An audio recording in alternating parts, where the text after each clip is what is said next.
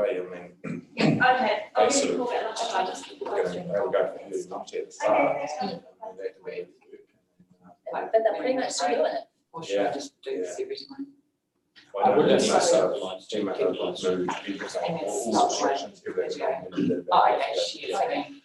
So removed all the temporary civil laws and everything's gone. So Did they get back to you? I think they're still what? Okay, through, so I'll text them as well. Yes, I messaged them directly and they haven't, or whoever it is, didn't reply. There's 7 people on your waiting list. It's Selwyn 01.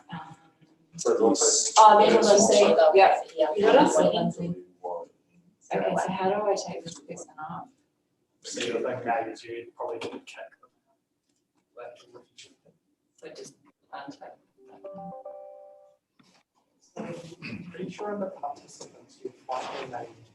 Morning, Lindsay. Can you hear us? I can indeed. Excellent.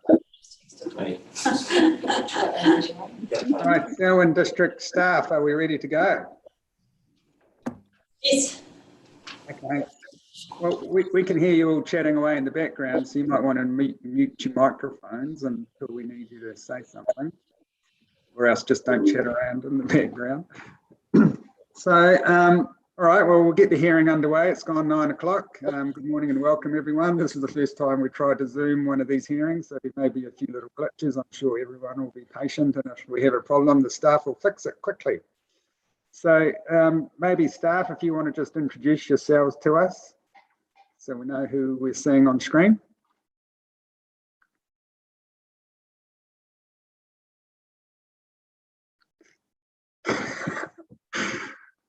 So Justine, could you hear that? Sorry, we were just on mute there for a minute. My name's Justine Ashley. I'm a consultant planner assisting the council today. I'm Rachel Carruthers. I'm a strategy and policy planner at Selwyn District, and I prepared the Section 42A report that we're considering today. Good morning, I'm Greg White. I work for DHI and we've been providing flood modelling advice to the council. Excellent. Well, good morning and welcome to you all. So now, just before we hear from our first submitter, Hort New Zealand, the staff, do you want to bring anything to our attention at this stage in terms of process issues or anything else? Not today, thank you. Excellent. All right, well, let's, whoever's driving the system, can we let Ms. Worf into the Zoom meeting, and we'll hear from Hort New Zealand. The microphone, so just so your voice is louder. So Right into Tim's hand. I'd say ask one you because then your tone. Can you hear me, Rob? Yeah, hi, good morning, Lynette. Yes, we can hear you loud and clear, and we can see you too. See Good morning you. and welcome. Oh, thank you. So you've appeared before us before in person, so you know the drill. Thank you very much for the information that you've pre-circulated, both your submission and your written evidence. You don't need to read that out, but you're very welcome to summarise key points, and then we'll see if we have some questions for you. Right. Well, as you can see, I've just focused on the wildfire risk, which was the matter that Hort New Zealand identified in their evidence regarding specifically around shelter belts, not too much on the woodlots. So Hort New Zealand sought some changes. Other submitters sought that the provisions be deleted. What I've tried to do is look at what the Section 32 report was trying to address and say, is there a middle ground in there somewhere that actually more appropriately addresses the risk that was identified?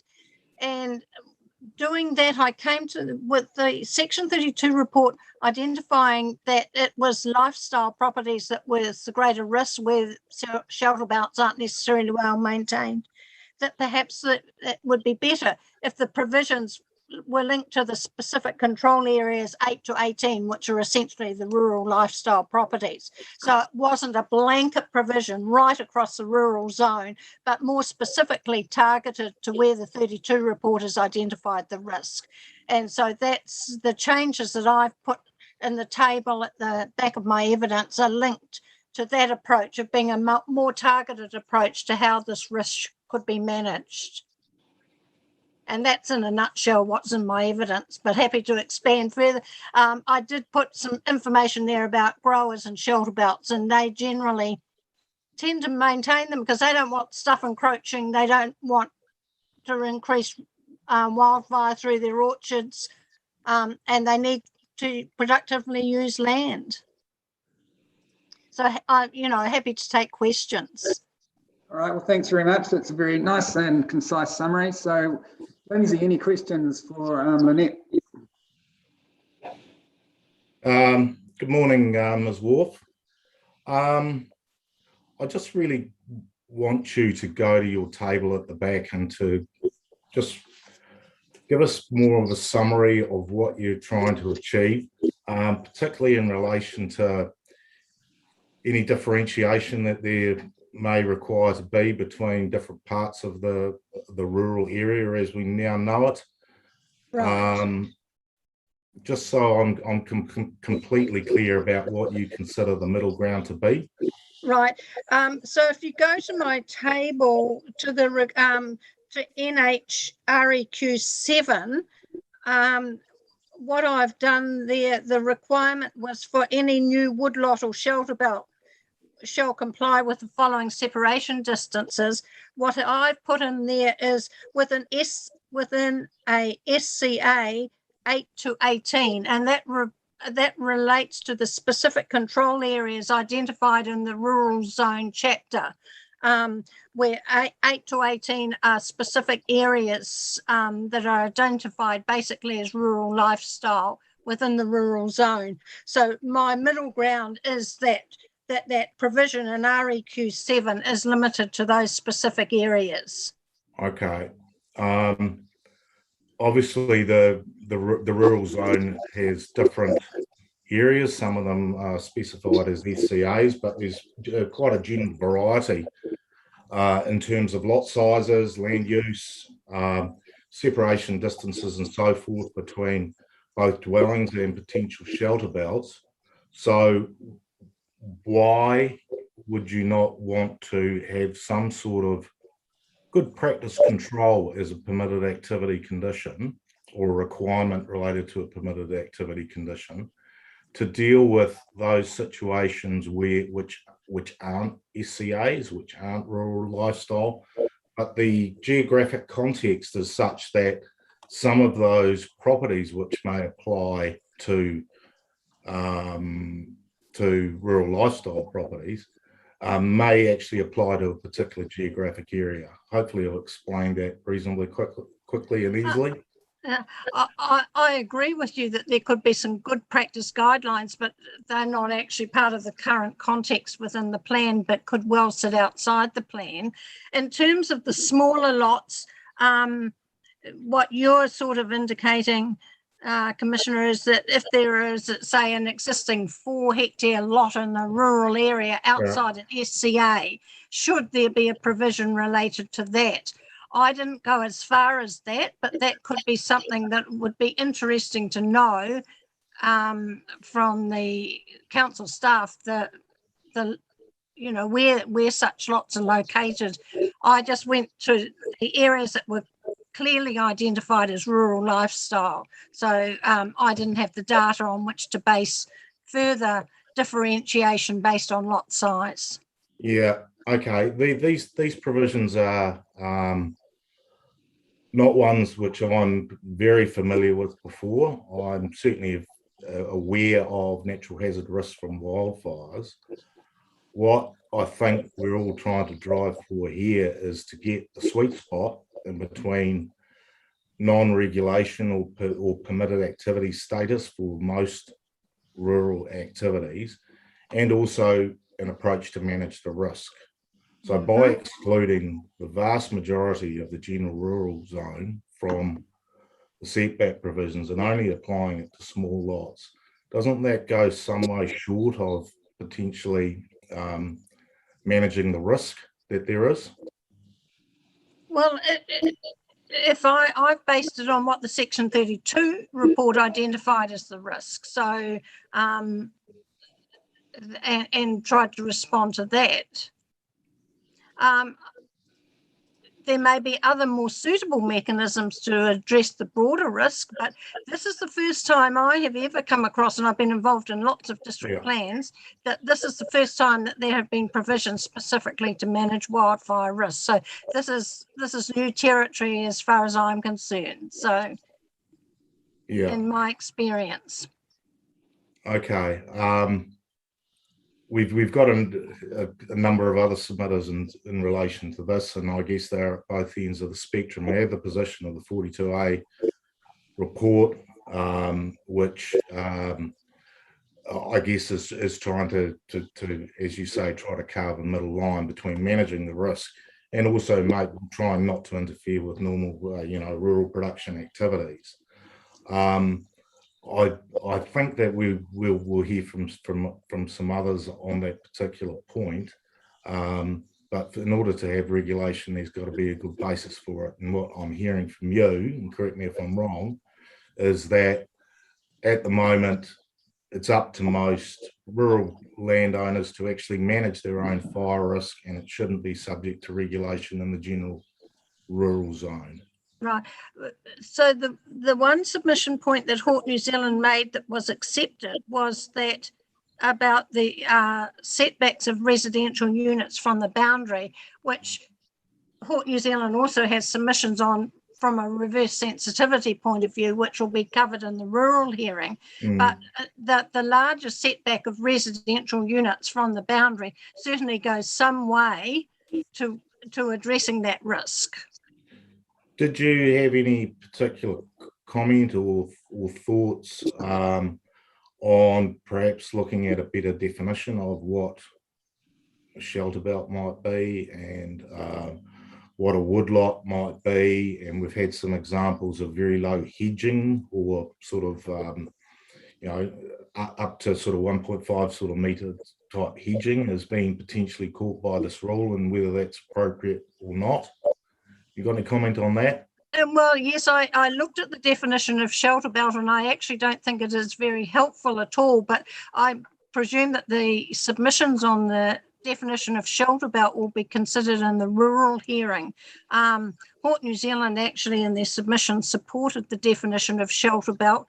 I'm hoping that when we get to the consideration of that definition, there may be scope for some changes, but I would think there, at the moment, the way it's worded, it could just be, it almost encompasses a couple of trees together in a cluster, almost becomes a shelter belt, which I think is problematic. Okay, well, thank you for that. We are going to be hearing from some other submitters on this as well, and I think it's certainly in our interest to hear what the different views are and to try and look at something which is workable, which is the position that the 42A officer has taken, that it is workable. In terms of shelter belt, it's interesting. I've been involved in a case in Northland about agrochemical use, and the court has basically emphasised the importance of shelter belt for agrochemical use, for mitigation from drift. So, you've got shelter belts play a range of purposes in the rural area, and we need to recognise that they're important for rural production for a range of reasons. Yeah, no, that's understood. I'll just check. I think there was one other matter.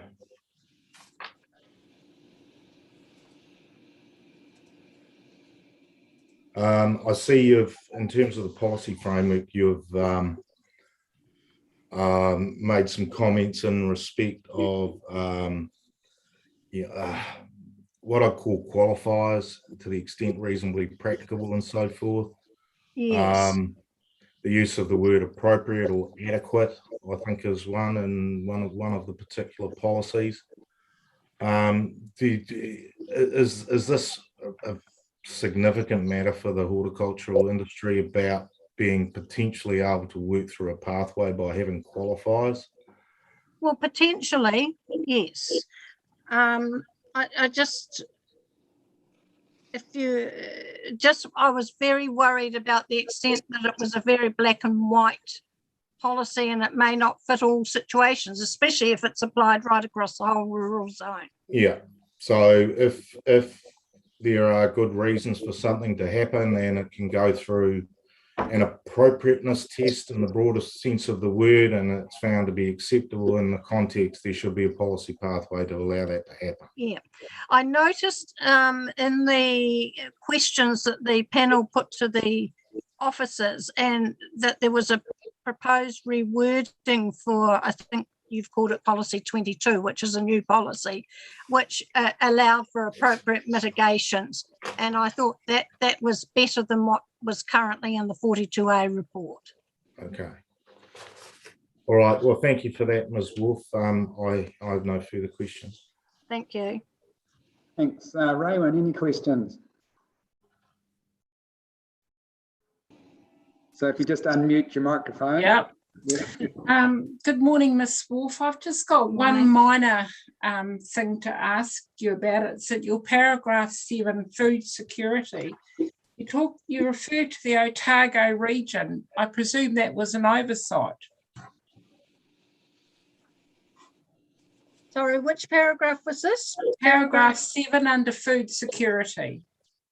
See, I think it's second paragraph. Is it mine or Miss McClung's? Just bear with me while I bring it up. Hang on.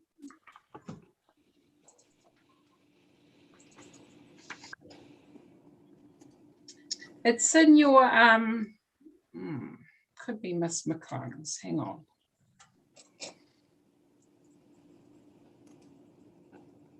Yeah, it's Miss McClung, sorry. No, and I presume that might be an oversight, but I haven't got it in front of me to check, sorry. Yeah, okay, all good. That was all I had. Thank you. Okay, thank you. And Deborah, any questions for Ms. Wolf? Yes, I do. Thanks for providing your submission. And I have a question that follows on from Lindsay's question that was put to you. Yes. Is there a possibility that certain shelter belts are at more fire risk than others with regards to fire retardant trees, or is that a possibility that meets the section 32 in your eyes with regards to the types of planting that could be considered? I'm sure there are trees that are potentially more fire retardant or less fire risk, but I think the big issue tends to be the maintenance. And if, like in some of the old macrocarpa rows where you had lots of branches fall down and they're just sitting on the ground, not cleared away, that becomes fuel for a fire. So it's also not necessarily species, but it's also the level of maintenance. And so a grower that trims the trees they don't want to leave stuff lying around because that's harbours pests and disease. So when they trim, they'll mulch or take away the trimmings, so the risk of that litter becoming a fire risk is much reduced. So that's what I mean about maintenance. Thank you. My next question is around council's policies in the rural area that allow subdivision down to 4 hectares in the inner plains and 20 hectares or 40 hectares in the outer plains. Yes. But we have a provision that allows a person to come along and take 1 hectare lots and subdivide them off for lifestyle. And the rest of the land has got a no build covenant on it. And that happens in the outer plains. And then we had 4 hectares in the inner plains. But what happened in the inner plains was that same covenant issue ended up in the inner plains as well, where we would have a series of 1 hectare lots in the inner plains with covenanted land So basically what you end up with is a proliferation of 1 hectare lifestyle blocks scattered, dare I say, in the rural area. And so I'm just conscious of the fact of what you're proposing, and others are proposing, probably may not have fully understood the extent of the rural lifestyle blocks that are scattered throughout the Selwyn district. And I just wonder, on reflection of that scenario, do you see a solution for the people on larger rural blocks with regards to that plant shelter belts that tend to maintain those shelter belts because they need them for stock, for shelter, spray drift, as you've mentioned, and quite often to actually manage the 1 hectare subdivisions. We have a lot of shelter belt planting for amenity values, for mitigation. So I'm just conscious of the fact of, given that scenario, do you see there is the actual need for a policy in this particular area managing wildfires? The issue about subdivision is going to be, again, we'll canvass another hearing. And I think you raise a relevant point that if you've got small lots pepper potted throughout the rural area, which aren't in a clustered rural lifestyle type area, it does raise some issues. Just immediately, I haven't got a solution, but it might be within the subdivision provisions that if those small lots are being created, that there are the natural hazard provisions could kick in within those. But I would need to look more carefully at how that might happen. But that is a possibility. Thank you. I'm fine. Deborah, any more questions? No. No. Ms. Wolf, I just got one question. If you could just turn to your Appendix 2. Yes. And you see there on page 13, right down the bottom, on my version it's down the bottom, you've got amend NHREQ7. Yeah.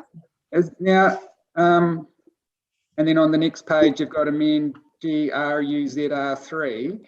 And my question was, the amendment to GRUZR3, is that contingent on us accepting the change that you want to make to REQ7? Or do you think that change, that GRUZR3 needs to be amended regardless?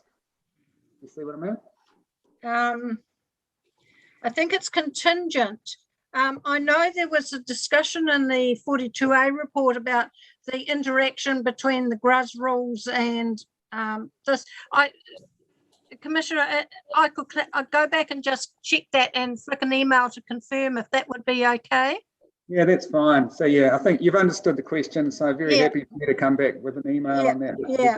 So it's the relationship between the GRUZ R3 and the REQ7. Yeah, that's right. Okay. I'll send Emma an email to confirm where I sit on that.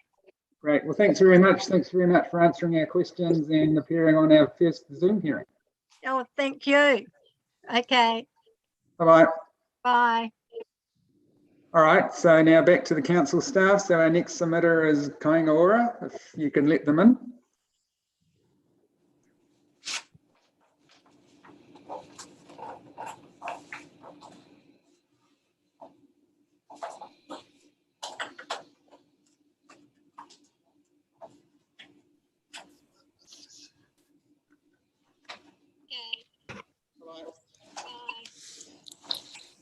So now back to the council staff. So our next submitter is Kaingaora, if you can let them in.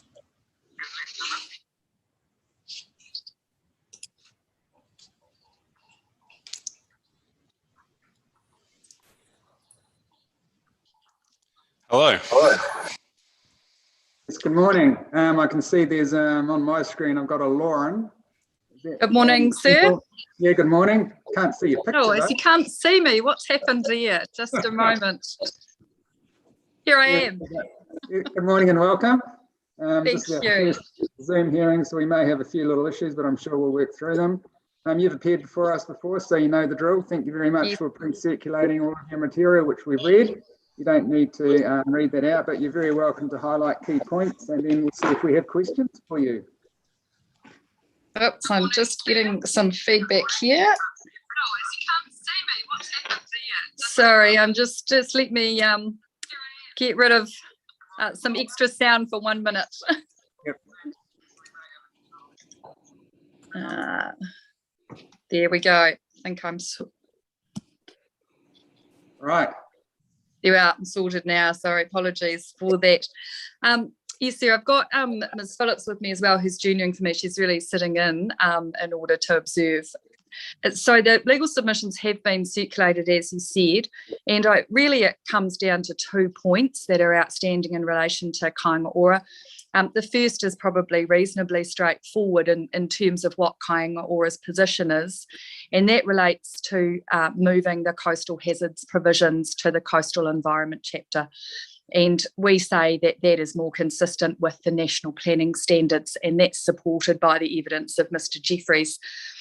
Now, Commissioners, I do appreciate the matters that are raised in the Council Officer's report in relation to this, and where these matters should most appropriately sit, and where plan users might find it easiest to navigate using these. But I guess Kāinga Ora's position consistently through these hearings is that where there is an opportunity to align with the national planning standards, we should be giving our very best consideration to that. And that is, of course, particularly important for submitters like Kāinga Ora, who work across a number of different plans up and down the country. And the point, I guess, of the national planning standards is to try and get that consistency.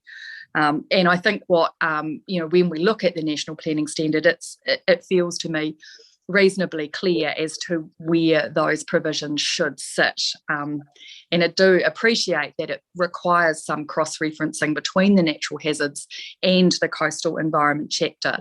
But I think in terms of the way the NPS sits, that is what's intended, that those coastal provisions would be in that coastal environment chapter. And I'll have Mr. Jeffries, of course, can speak more to that in a planning sense.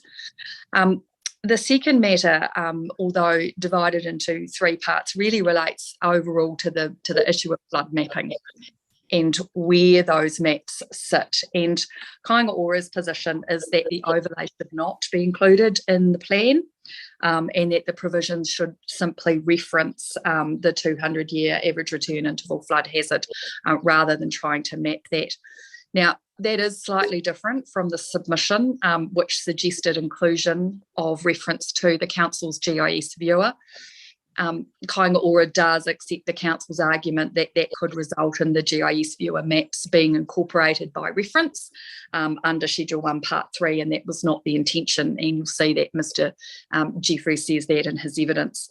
So the intention, of course, is to enable a responsive approach to that hazard and enabling change over time. And I see that that is quite consistent with Environment Canterbury's position, although they reach a different view on how to provide for that. I think we're all trying to achieve the same thing in terms of making sure that that quite dynamic hazard can be appropriately updated without the difficulties that, or the process sort of lag that comes with a Schedule 1 process if it's included in the plan. And I think that is particularly important in this instance, where there does still seem to be some concern about, or uncertainty about, that flood mapping. And I note that from the evidence that's been provided by Environment Canterbury and also their legal submissions. And then flowing from that is the definition of high flood hazard. And I think we're perhaps more aligned with the Council there about whether that should be a map or whether that should be a definition. And Mr. Jeffries' evidence supports an amended provision, which again doesn't reference the Council's GIS viewer. And I think that is closer now to the Council's position by doing it by definition. And I understand Environment Canterbury's position. So unless you have specific questions for me, I would hand you over to Mr. Jeffries to summarise his evidence. Right, thank you very much. Just before we do that, I think we will see if we have any questions arising from the legal submission. So, Raywin, any questions from Ms. Semple? No, no questions from me. Deborah, any questions from the legal submissions? No questions from me. And Lindsay, any questions arising? No, my questions are from Mr. Jeffries, planning detail. Thank you. Just one question from me. In terms of having flood maps located outside of the district plan in one form or another, would they carry any statutory weight at all? No, I think it depends on the way in which they are referred to in the plan. And so I think everybody has, everyone is cautious that if they are specifically referred to in the plan, there is a risk that they will be incorporated by reference, and that then effectively leads you to the same place in terms of needing to change them. I think we're certainly where we've got to, and I understand Mr. Jeffries to support this position as a in terms of best practice planning, is that they should be a tool that sits outside of the plan for use to effectively determine whether you meet the definition that's in the plan, which then allows that to be more dynamic. You've referred to Environment Canterbury's submission and their evidence. Yes. We're going to hear from them. They're appearing to answer any questions that we have towards the end of this hearing. Yes. Now, I understand their position, and this is kind of my simplified summary of it, is that we'd have a flood hazard overlay in the plan, but then they would have a process by which a flood hazard or flood risk assessment is undertaken and a certificate is issued which quantify that risk based on expert assessment either within the council or external to the council. Yes. If that was the case, if that was rolled into the plan, would that go any way to meeting your concerns at all? I think you end up in the same place, and because I think that flood overlay covers almost the entire, I think it is the entire urban area of the Selwyn district and quite a lot of the rural area as well, from my look of it in terms of that amended overlay. So I think you are effectively saying that whenever you are undertaking works in the Selwyn district, you need to go and do your own, either do your own flood assessment or have that flood assessment run for you. Whether you need to go to the extent of having a flood certificate and sort of tying that into a particular process with the council. With the regional council, I'm not convinced by that. I think that we quite likely would get rapidly to a point where that model was available to a number of people and the model could simply be used and that modelling provided without necessarily getting a flood certificate. So, Mr. Jeffries might have a view about that in a practical sense and how that would work. But certainly, I think what it would allow is the more dynamic approach and responsive approach to flood risk, which is what Kāinga Ora is concerned about.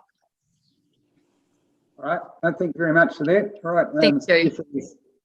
Jeffries, over to you. If you can, very welcome to do a brief summary of your evidence, or else we can go straight to questions, whichever is your preference. Thank you. I think Lauren has summarised the key points well, so if you're happy, I'll go straight to questions. All right, thanks very much for that. Raywin, any questions for Mr. Jeffries? Yes, just one. Good morning, Mr. Jeffries. Talking about the flood overlay maps, you talked about the advantage of this approach is the ability to operate a separate set of interactive maps which are continually subject to improvement and updates without having to rely on a Schedule 1 RMA process. You note that this approach is used by other councils around the country. Do you know how successful that approach has been used by other councils? The main one I'm aware of is Auckland Council, and I understand it has been functional. They've been able to, it's provided useful information to whether a natural hazard may apply to a certain site, and they have been able to update that information. as modelling changes or new information comes to light. So I think it has been successful in Auckland on balance.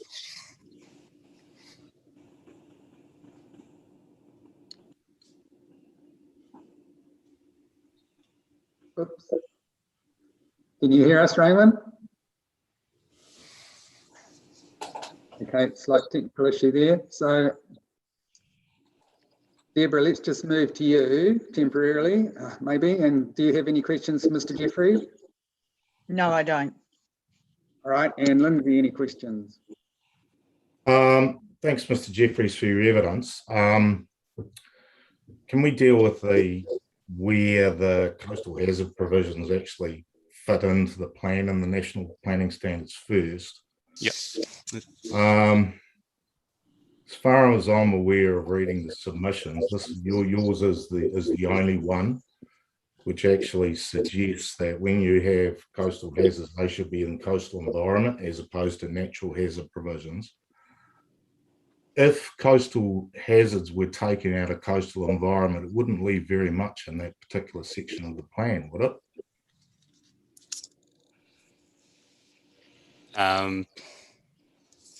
So we're seeking to put those in the coastal environment chapter. They're currently in the natural hazards. Yeah. So if you're looking at a natural hazards approach, yeah, whether it be coastal inundation or anything like that, and you're looking at the plan itself and the provisions which will apply to a parcel of land, you're looking at hazard risk as opposed to whether it's actually in the coastal environment, aren't you, first of all? And doesn't the plan already provide a mechanism to have that interrelationship between the two parts of the plan as necessary? Well, the plan already makes a distinction between the coastal hazards. They are separate overlays. Yeah, it's separate overlays, but all of what you're suggesting is you basically rip out all the coastal hazard stuff and put it in another section of the plan, which doesn't have or as its complete intent the management of the coastal environment. You can see what I mean? I'm just, I realise that there's a national planning standards issue, but at the end of the day, it doesn't matter whether they're in the coastal environment or natural hazards, as long as for a particular point of parcel of land, you can get to the information to look at what restrictions may or may not apply. Well, the planning standards are clear on this, and the point of those is providing national consistency. So one of the benefits of that is someone who's used to looking at a plan elsewhere can find those in the same place in this plan. But yeah, it is a clear direction that the district council is required to follow. Is it a direction? Is it mandatory? Yes, it is. And I think from the Section 42A report, and they can correct me if I'm wrong later on, but I understood that the provision, the mandatory provisions are there, and just the way that they're expressed is slightly different. So at the end of the day, it probably doesn't matter. You can find out what you need to in relation to coastal issues through the natural hazards chapter. Does it matter? Well, the planning standards specifically say that coastal hazards should be included in the coastal environment chapter. So as a matter of national consistency that the planning standards are trying to achieve, I think it does matter. But from a planning perspective, it doesn't matter if you can find the information and you direct you to the most appropriate parts of the plan? I mean, in the absence of the planning standards, then yes, that would be a reasonable way to do it. But the planning standards are there, and yeah, they do provide that direction, and they do. If every plan follows it, then we're going to have national consistency. So yes, it could be a reasonable approach in the absence of the planning standards, but those standards are there. Yeah, but what we're getting from the 42A offer officers are that they are applying the national planning standards, but in a slightly modified way. Doesn't take it, and does it really matter? Well, I think the words of the standards are clear, so I would disagree with them that it doesn't matter. I don't see a lot of downside to doing that. It does split the natural hazard provision somewhat, but there's already a distinction made in the way these rules are constructed. Perhaps the only thing that would need to be duplicated is some of the objectives and policies that relate to natural hazards in a generic sense rather than to the specific hazard.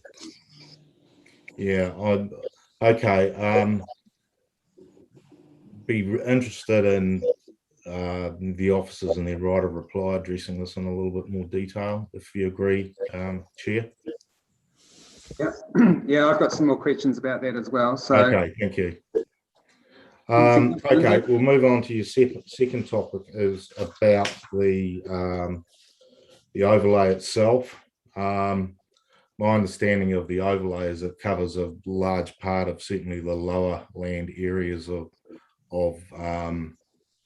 Selwyn district, and basically when you look at developing a particular lot for a particular purpose, you are obliged to consider or not whether or not you can meet either permitted activity conditions, or you go through a process to confirm that you can meet permitted activity conditions.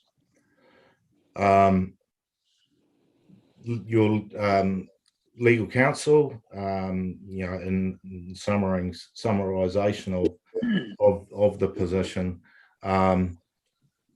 pointed to you in terms of the practicality of permitted activity conditions which apply and needing to prove a flood hazard does or does not exist, and the certificate of some sort of certification process done by somebody who is scientifically qualified. Now, is that something which is a good approach in planning terms, very similar to what you might need to do for a building consent? I haven't considered that specifically. Broadly, I think, information being provided outside the district plan as to whether that the hazard applies, I would support. But yeah, I would need to see the detail of how that works. But from a planning perspective, and considering KO is working across different plans, a certification process utilising external freely available information when necessary at relatively low cost seems to be an efficient way of doing it. Yeah, in principle, I would agree. Yeah, if it could be done in a low cost way, and if that could be provided as information. Yeah, and presumably you've had a look at the evidence of Environment Canterbury as well. Yes. Regard? Okay. All right. Thank you, Chair. I've got no further questions. okay, thanks very much for that. And Deborah, I can't recall if I've already asked you if you have questions or not. Sorry. Yes, you have, and I don't have any questions. Thank you. All right, so just one question from me. I'm failing to understand why your opinion is that it's mandatory to have the coastal hazard provisions in the coastal chapter. I can't see that in the planning standards. Can you direct me to the provisions that you're referring to? There's the general district-wide matters, provision 28. If the district has a coastline, a coastal environment chapter must be provided that. And part B is sets out provisions for implementing the local authority's functions and duties in relation to the coastal environment, including coastal hazards. So that was not the passage quoted in my evidence. But that is, I think that does provide clearer direction than that in my evidence. So we're looking at section 7, district-wide matters standard. So that's the main heading, is it? And is it number 28 under that, did you say? That's correct. Let me find that.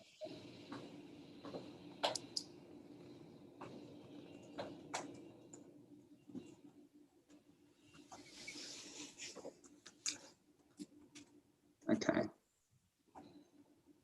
So in terms of 28B, sets out provision, which is the one you referred to, sets out provisions for implementing local authorities' functions and duties in relation to coastal environment, including coastal hazards. Does that mean that those hazard provisions have to be in that coastal environment chapter, or could they be cross-referred to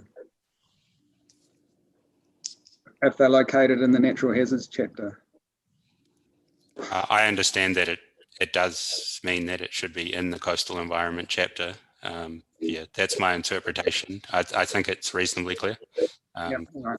I think clarifying that, and obviously to the reporting officers, this will be an issue that we'll need to hear from and reply, particularly because that provision wasn't initially referred to in Mr. Jeffrey's evidence, and that's not a criticism. We brought it to our attention now, so thanks for doing that. All right, now just have we managed to get Raywin back online? Council officers? Just we've heard from Raywin, unfortunately she's lost power at her house. No. So I'm not sure if she's going to be able to rejoin us or not. So we're just working on that at the moment. Right. Okay. Well, what we'll do then, it appears we don't have any further questions for you at this stage. We might be off the hook from a power outage. That's right. But thanks very much for coming into our Zoom hearing, and yeah, and for presenting your material to us and answering our questions. Thank you. Thank you. Yeah. Thank you, Commissioners. All right. So now we have a procedural glitch that one of our panel members can't partake in the hearing. We don't know when that will be rectified. So, sorry, Rob, could I suggest that maybe she go by phone? It's more reliable, like I have. yeah. So why don't we just take a brief adjournment, and we'll have the staff maybe ring Raywin up and see if there's any potential for her to join by phone. And if you could let us know once you've spoken to Raywin, we'll then make a decision whether we proceed or not. My inclination at this stage would be if Raywin, Commissioner Solomon can't rejoin us, we'll just carry on, and any questions she may have heard we can put to the witnesses in writing later on. But maybe staff, if you could try and contact Commissioner Solomon and then let us know what the outcome is. Thank you. Yes, will do. So you think, what, 5 minutes, Rob? Or yeah, maybe so. 5 minutes? Yeah, 5 or 10 minutes. And then whenever the staff have talked to Raywin, they'll come back and let us know. Okay. So to anyone else who's watching, thanks for your intended patience. So we'll adjourn for now.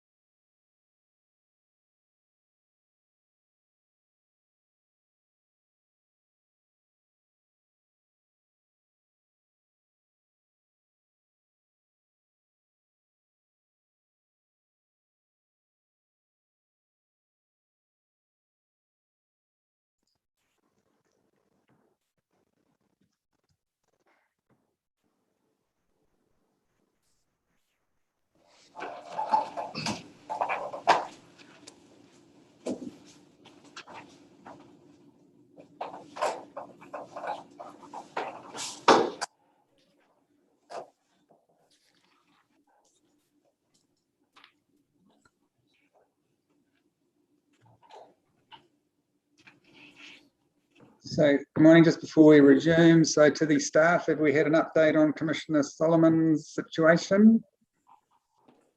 Yes, I spoke to Commissioner Solomon and she's just trying to download the Zoom app and try and join us by phone at the moment, but I haven't heard any more from her at this stage. Right, okay.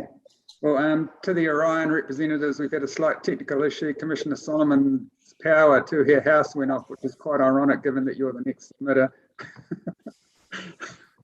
So what we'll do at this stage is we'll resume the hearing and we'll resume. And if Commissioner Solomon can join us using the Zoom app on her phone, that'll be good. And if not, we'll have any questions she may have had for you. We'll put them to you in writing and you could then answer them in writing if that's okay. So the next submitter is Orion New Zealand Limited. Good morning and welcome. You've appeared before us before, so you know the drill. We've read the pre-circulated information. Thank you very much for supplying that. You're very welcome to summarise key points or we can go straight to questions. That's very much up to you. So over to you now, Ms. Hill.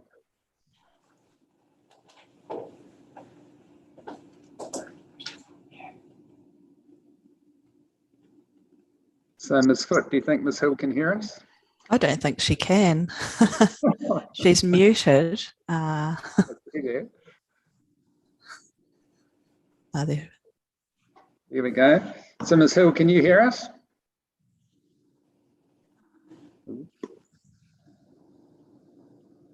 So Ms. Foote, can you like message her or yep. send her a text or something? I'll give her a ring.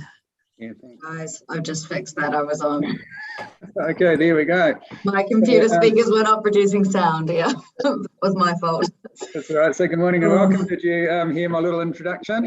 I didn't, sorry, but I could imagine. Okay, so I'll just run through it quickly again. Good morning and welcome. You've all appeared before us before, so you know the drill. We've read the pre-circulated information. Thank you very much for that. You can either summarise key points or we can go straight to questions. And just to bring you up to speed on our fellow Commissioner Solomon, the power's gone off to her house, which I said was ironic given that our next submitter is Orion. And so she's trying to rejoin the hearing using Zoom on her phone, but that hasn't worked yet. But anyway, over to you. Got it. And thank you for accommodating my technological incapability there. I will be very brief, just really an introduction because Orion didn't file legal submissions on this one. Ms. Foote is here to discuss the remaining matters that are outstanding in terms of Orion's relief, and we also have Mr. Hayes available in case the panel has questions that relate to the justifications for Orion's relief, which are around operational and functional need and capacity for new lines and cables to be located in hazard areas. And so I'm also available if there are any questions on legal matters, and wanted to briefly give the panel the opportunity to ask anything now. Otherwise, I'll just hand over to Ms. Foote. I think we can go straight to Ms. Foote, as you say, because you didn't circulate the legal submissions. And just I should have mentioned also that Commissioner Hassan won't be asking questions of Orion, of course, given the concept of the council only 10% of the company. So Ms. Foote, over to you. Thank you. Orion, through our original submissions, we sought a controlled activity status where there was non-compliance with the rule requirement 5.1 or 5.3. So where I've given further consideration to this, and you'll see we're now seeking a permitted activity status. So there shouldn't be a consenting burden in this instance. And I guess there's a couple of reasons for that, which we outlined in our evidence. I'm happy to run through that, or if you had any questions, we could skip straight to questions. But essentially, we have a linear network across the plains, and it's unavoidable to dissect, in particular, I guess, the fault avoidance overlay in some instances. And as Ms. Hill said, with that functional operational need to locate in particular areas of the district. And you'll see in my evidence, I referred you back to Mr. Hayes' evidence on the EI chapter. So yeah, I'm happy to answer questions. I don't think I need to read out what was in my evidence again. So No, we're very diligent at reading the pre-circulated materials. So thank you very much for that. So Commissioner Daish, any questions on this spot? Good morning, Ms. Foot. Unfortunately, I wasn't on the Energy and Infrastructure panel, and I guess one of your primary point of relief is removal of NHREQ 5.1 from EI. Was there a parallel submission made on EI? I could have asked one of the other commissioners, but just while we're here. I am just trying to juggle my memory on that one. I'm just flicking through my evidence at this. We would have crossed it out. I'm just checking. Bear with me for a second. Yeah, well, that's probably okay. I was just a little bit uncertain in terms of the rationale for the removal. It purely is because it would avoid any consent requirements for your linear infrastructure to go across any of the identified hazard areas that there are in the plan. That's it in a nutshell, isn't it? Correct. Okay, and and again, going back to energy and infrastructure, it seems to me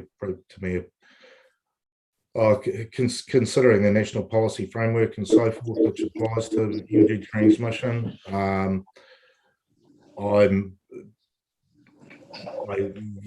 is there a pathway, short of removing a blanket requirement relating to your interests? Is there some middle ground between the two by still having the provision, but potentially with a carve out relating to linear infrastructure or overhead linear infrastructure?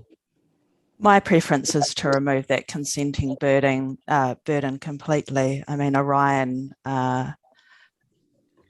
have their own processes that they follow to comply with, flood overlays and anything they need to comply with. So to have another layer of burden, I guess having a consent for something they were going to do anyway just seems like it's double handling.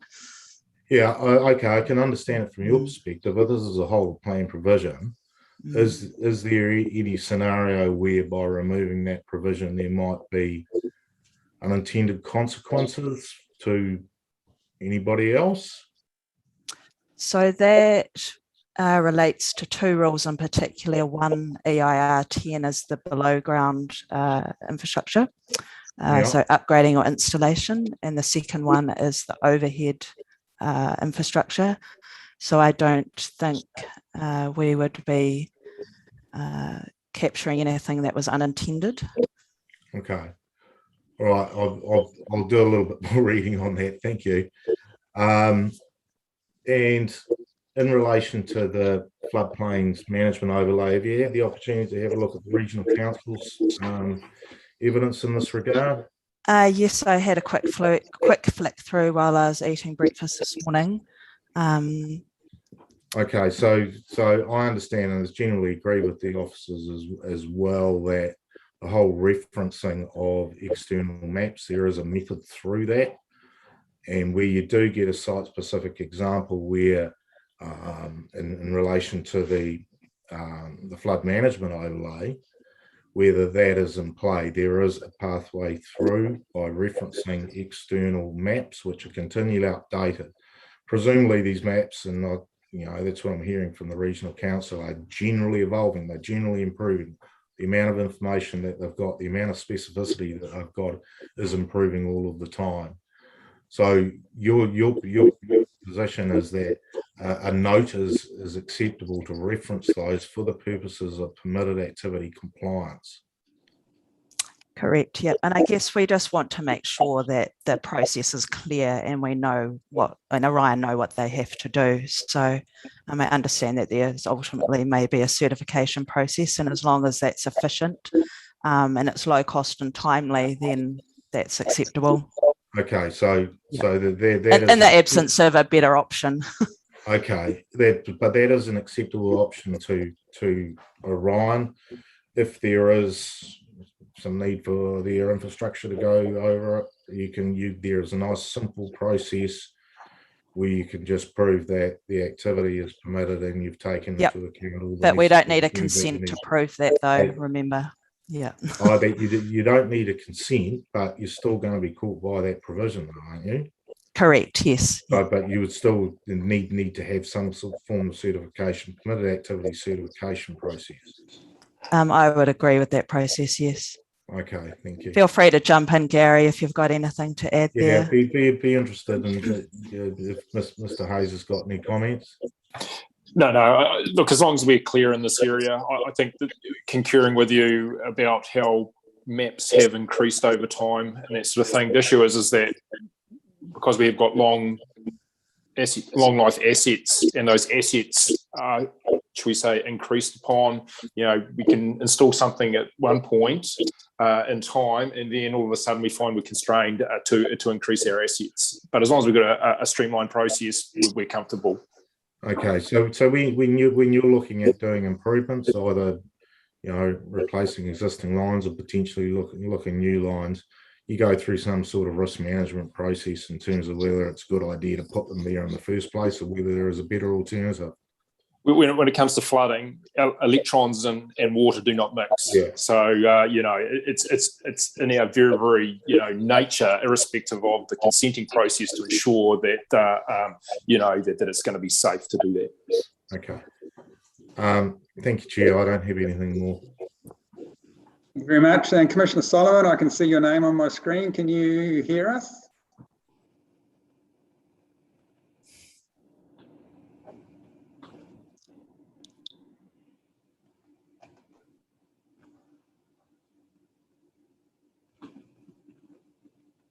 Hey there, Raymond.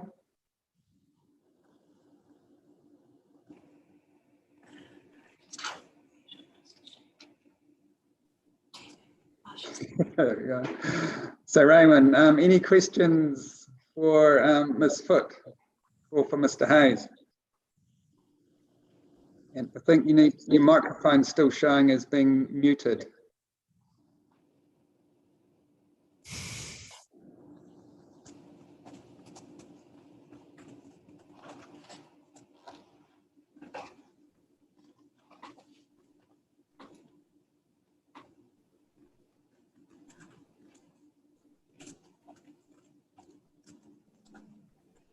So Rowan, maybe if you do this, if you have a question, and this if you don't have a question. No questions. All right, thank you very much.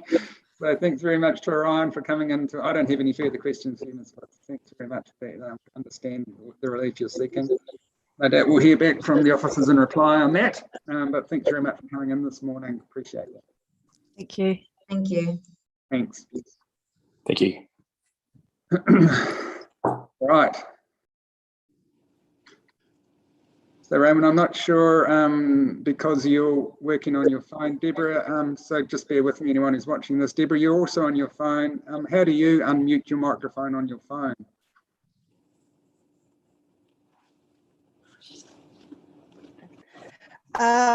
Just go to, Raymond, just go to where your name is and click on your name. It'll come up at the bottom, mute or stop video. So just touch at the bottom and it will either go unmute or you can turn off your video. But you've got to push the name button on your screen, on the video screen.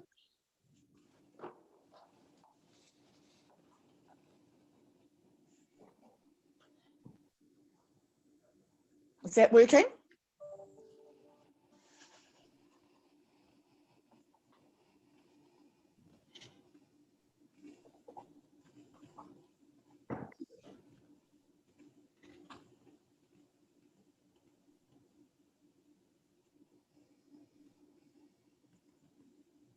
She obviously can't hear me. Yeah, okay, look, so what we'll do is, I think she's actually turned the video off, so she's actually turned the video off, so she's pushed one button, but there should be a wee microphone that she can also push on and off if she just taps on where her name is on the screen on her phone. Right.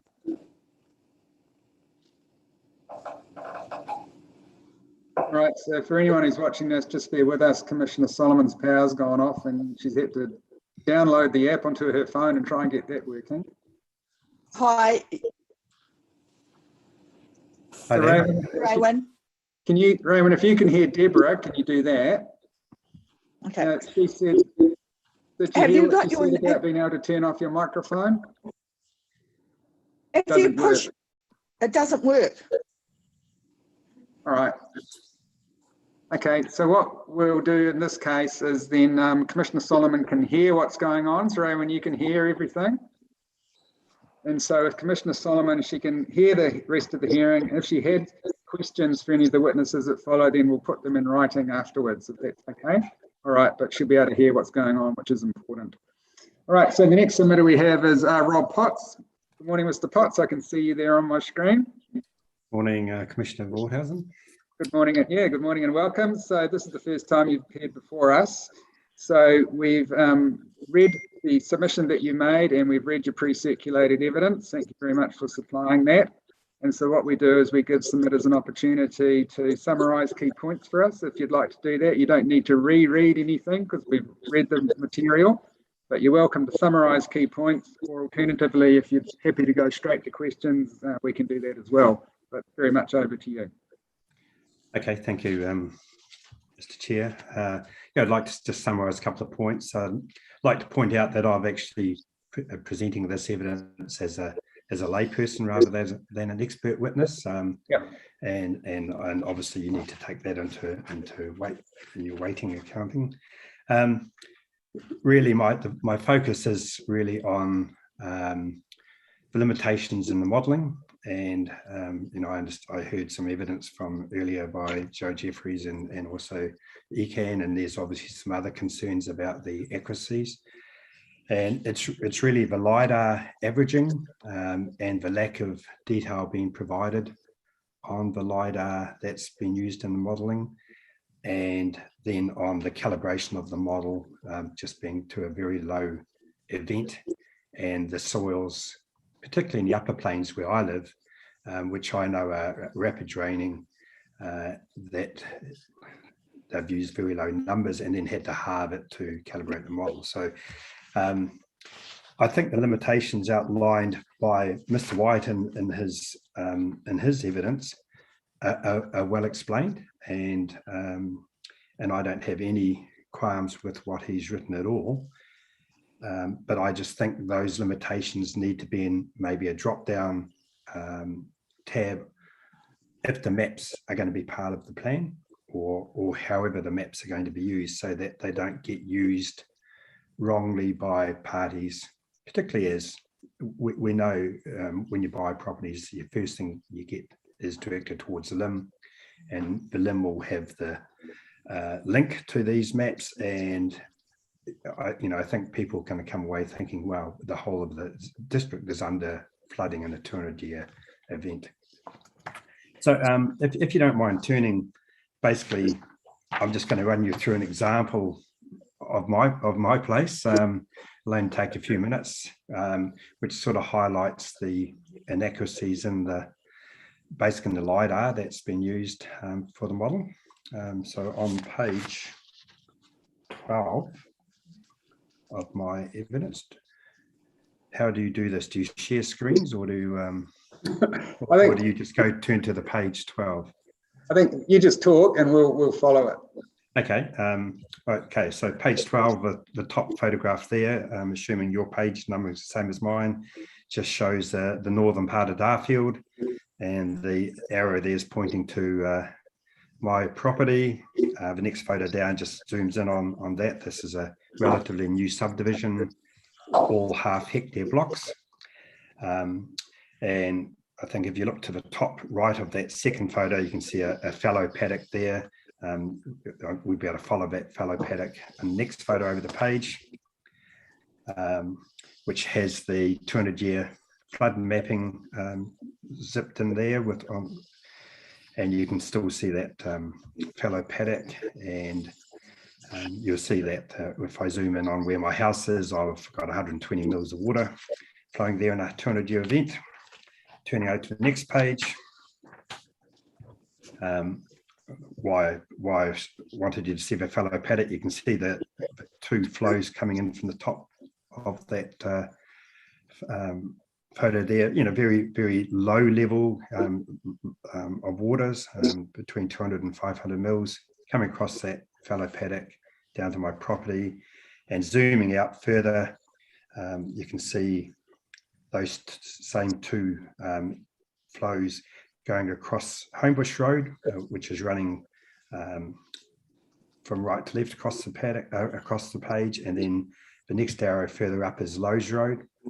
And these are important when you see the infrastructure happening on these roads, to understand that these low levels of flow would not flow across the paddocks as shown there. If we turn over to the first photograph, that's a stock water race on the southern side of Homebush Road. Now you can see the sort of height of the berm there. It's up to 300 to 350 mils high.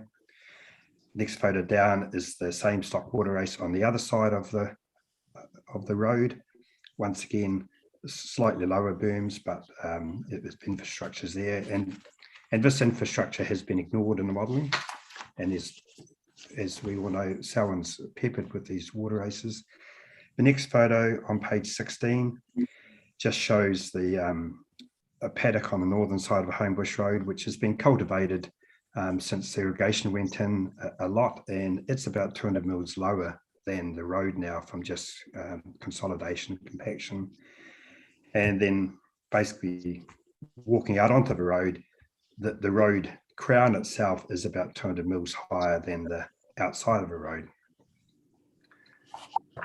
Next page over is the point where that runoff flow with secondary flow paths was shown to cross Lowe's Road. So that's the point where it crosses Lowe's Road. You can see there's quite high berms where they've constructed the stock water races and just left the dirt on the side. So basically I'll just go straight to conclusions. There are inaccuracies in LiDAR that results in modelling errors. Add to this the assumptions regarding soil infiltration rates in order to calibrate the model, and users of mapping could arrive at very wrong conclusions regarding flood risk. The model provides a broad spatial overview, but this needs to be reiterated on the mapping website along with limitations spelled out. And the recent flooding we've just had in this area would be a much better event to try and calibrate the model to. Thanks, and thanks for letting me talk. I know, as I said, I'm not an expert witness, so I didn't really pre-circulate the evidence until yesterday, but I feel pleased to be able to get it out there. That's fine, we do understand that. Look, I just had one question for you, which I'll ask first. So your original submission sought the rejection of the maps until more accurate assessment is undertaken, but from reading the material that you've just referred to, am I correct in understanding now that what you're asking us to do is to clearly state the limitations that you've referred to in the mapping by way of a drop-down tab on the maps? Is that what you're now asking us to do, rather than reject the maps? Well, I think that's an acceptable solution, but preference would be to wait until there's better resolution and better calibration. But if it's to proceed without waiting for that extra work, then a drop-down box or limitations clearly spout out, like they are on the ECAN flood inventory maps. There is some limitations. There's just nothing on these flood overlays. Okay, now I understand. I'll just see if we have any further questions for you. Commissioner Hassan, any questions for Mr. Potts? Yes, I do. Just with regards to, and I don't know whether you've had a look at the Section 32 report. Council's Section 32 report had a list of bylaws, and in relation to that information on the Section 42A report, a question was asked by the panel. Did council has council stormwater and land drainage bylaw, which includes the which would include the water race as well, has that been assessed in the Plains flood management overlay? the officer's report was no, it hasn't, because it states that the network, stormwater, waterways and land drainage would be overwhelmed in a 1 in 200 year flood. I'm asking you, should that information actually be included in the modelling? Because the officer's response was no, and I've picked up in your example that you have noted that the water races have actually been not included in the modelling. So should they? Okay, my reference to them being there is actually rather than them being used as like a stormwater drain, and they would be overwhelmed if water was flowing into them in that respect, but more of a case of the berms on each side of them providing 200 to 300 mils of raised ground. That's not been taken into account in any overland flow because of the inaccuracies in the LiDAR, which is averaging either 5 metre by 5 metre pixels or 25 by 25 metre pixels. So it's just averaging what's on in the whole 25 by 25 square metre area and not taking into account these changes in elevation that you get with road crowns, with stormwater drains, and also with those higher berms. So you wouldn't see water flowing in the direction shown in the model. It would tend to flow down roads. It would tend to flow along these berms of the stock water races, maybe flow into the stock water races and flow down the stock water races and pop out in other areas.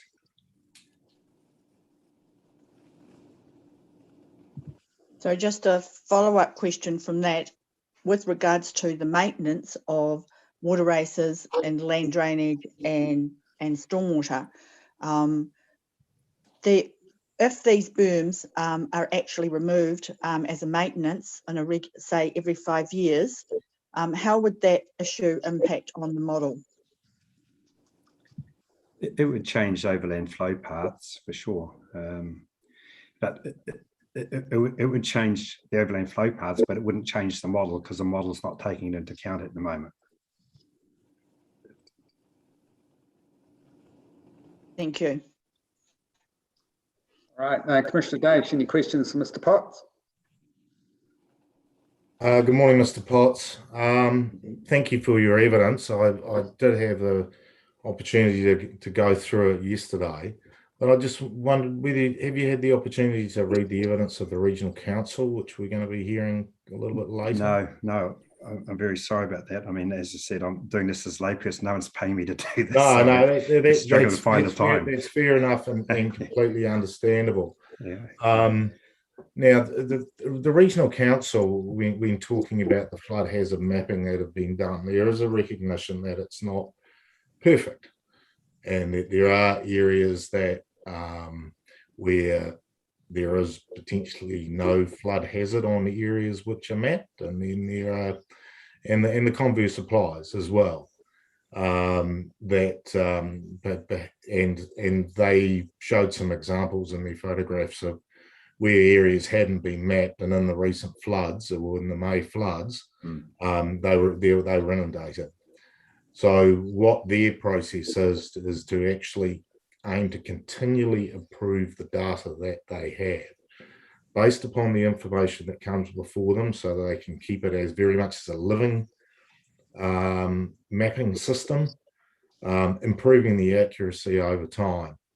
Now, their position is that if there is a simple way, like to actually review the maps and have somebody independent and qualified prove that there is going to be no flood hazard, or if there is a flood hazard, it can be mitigated properly, that there is a pathway to go through without too much complexity.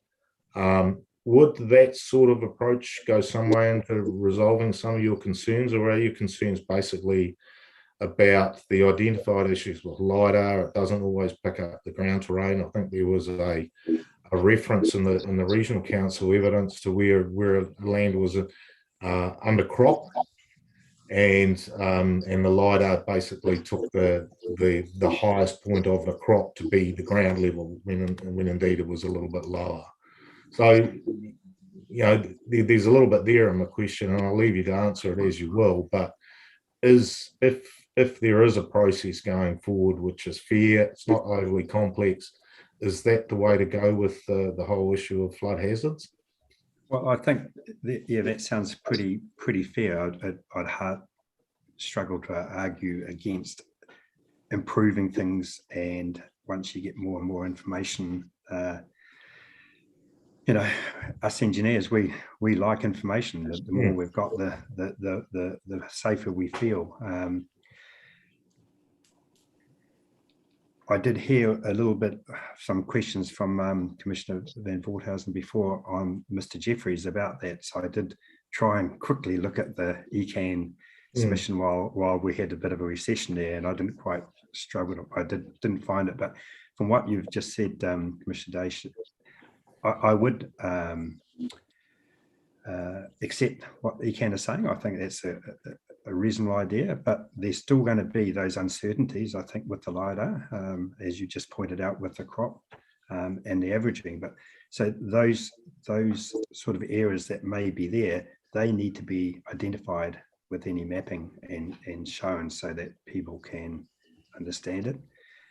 I do also agree there is a requirement to have some sort of hazard mapping, particularly, we've seen with these recent floods, people who just built brand new houses having water go through them, and where the Hawkins broke out, and I'm assisting them now building little berms around their place.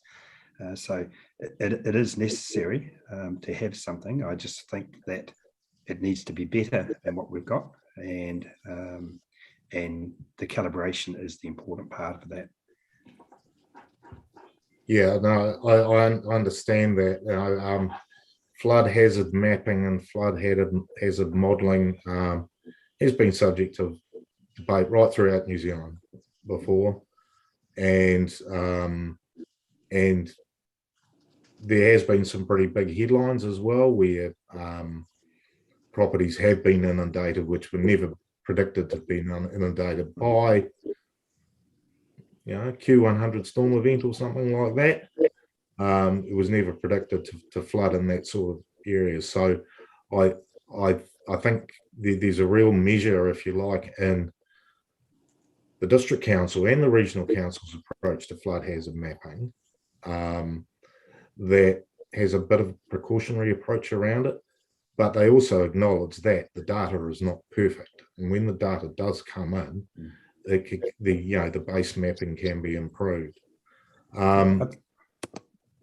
What would there is a suggestion where if there is a development, and regardless if it's in the rural zone or elsewhere, but in an identified HUD hazard mapping, that there is a process of potential process for certification as a permitted activity, that just like building consent, they make sure you use the right concrete or the right steel or something like that. But you go to an expert, or the expert could be within a council, to actually look on a site-specific basis at the nuances, whether there's berms available, whether there is, stock races and so forth, to provide that specificity in terms of being able to be certified. Is that approach from an engineering perspective that you'll be on board with? For sure. It would be costly, I think, but yes, we've got a whole district being looked at in one model here. So, breaking it down into different catchments, like the little rivers that are around our place that are generally dry, would be a good approach to start with, because you could do different calibrations and then start zeroing down on property or new subdivisions. It'd be workable. Yeah. Okay. And just lastly, in terms of the May flood events, you're located in the Darfield area. Yes. What was your sort of what's left as a memory of that event about what potentially in the past could have been done better to prevent some of the damage in some of the places? And I don't think, and correct me if I'm wrong, I don't think you were as as potentially badly affected as other catchments in the Canterbury region, even though there was some significant effects in your area. Is that true?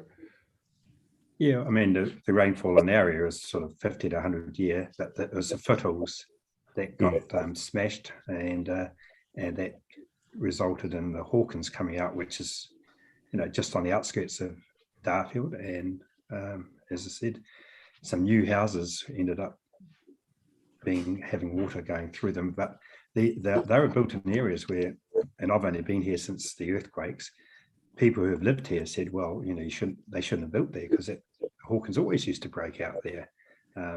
But once there was good management of the streams and rivers, and ECAN are probably listening to this, but there's been a lot of criticism of culverts building up and the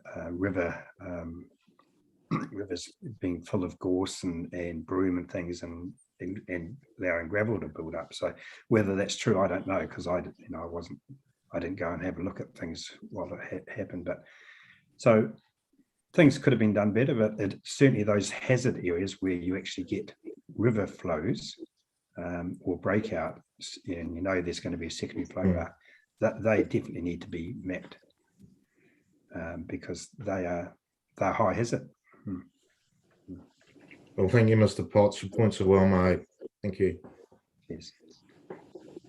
And thank you, Mr. Potts. No further questions from me in terms of the actual issues that you raised in your submission. I'm clear on those, and thank you for providing the written material that you did, setting out the particulars of your own circumstance. So thank you very much for coming in this morning. Cheers, Rob. Thank you. Now, the next submitter on our list is Ascot Park Limited, Roger Crozier. And Mr. Crozier, I can see you're there on screen. Yes, good morning. Good morning and welcome. So, presume you can hear us okay? Yes, perfect. Can you hear me? Yes, I can. We can hear you. That's great. So, I don't think you've appeared before us before. So, just in case you didn't hear what I said before, thanks very much for providing your written material, the original submission which we've read. You're very welcome now to highlight any key points for us that you wish to draw to our attention, and then we'll see if we have any questions for you. Thank you. I think Mr. Potts covered it very well, but I just got a quick summary of how I see things. So, as you said, my name's Roger Crozier. Our company, Ascot Park Limited, owns approximately 58 hectares on Croke Road in Darfield. We've been subdividing the land since 2015 and have to date sold 45 sections. And we are currently developing stage 3 in Darfield. And over the past 10 or so years, we've developed over 150 sections in 3 different locations in Selwyn district. Misinformation about a property could cause us immense harm, especially with flooding. We believe the information on a property needs to be accurate, well researched and up to date. We support Mr. Potts' submission and the details provided earlier today, and also in his written submission as well. Ascot Park has used Mr. Potts' services for almost 20 years for everything water and wastewater related for our subdivisions, and he is a very well respected expert in the industry. I, on the other hand, do not have any expertise in this area that can talk of a recent example of drainage on our land in Darfield. We began developing stage 2 in March this year and have only recently completed it. We just applied for the 224. During that time, there was a very long wet period, which included the June 2021 flooding where the Hawkins River broke its banks. At the time, our main contractor, EDR Contracting, were also working on other subdivisions in the wider Christchurch area. Our Croke Road subdivision drained much quicker than the other areas, which meant that EDR brought their teams from the other sites to our site in Darfield, as it was too wet to continue working elsewhere. It was noted that the reason they were able to continue work at our site because Darfield was quick draining, had no ponding or pooling, and they were able to get on with the roading, etc., way sooner than anticipated, and were able to seal the roads. I also note the construction on stage 2 involved putting in the main entrance road. In preparing this work, we engaged infiltration testing to be undertaken to determine the soaker pit requirements. The infiltration rates were higher than expected, and the engineer explained that the soil composition under the topsoil layer exceeded expectations of filtration rates.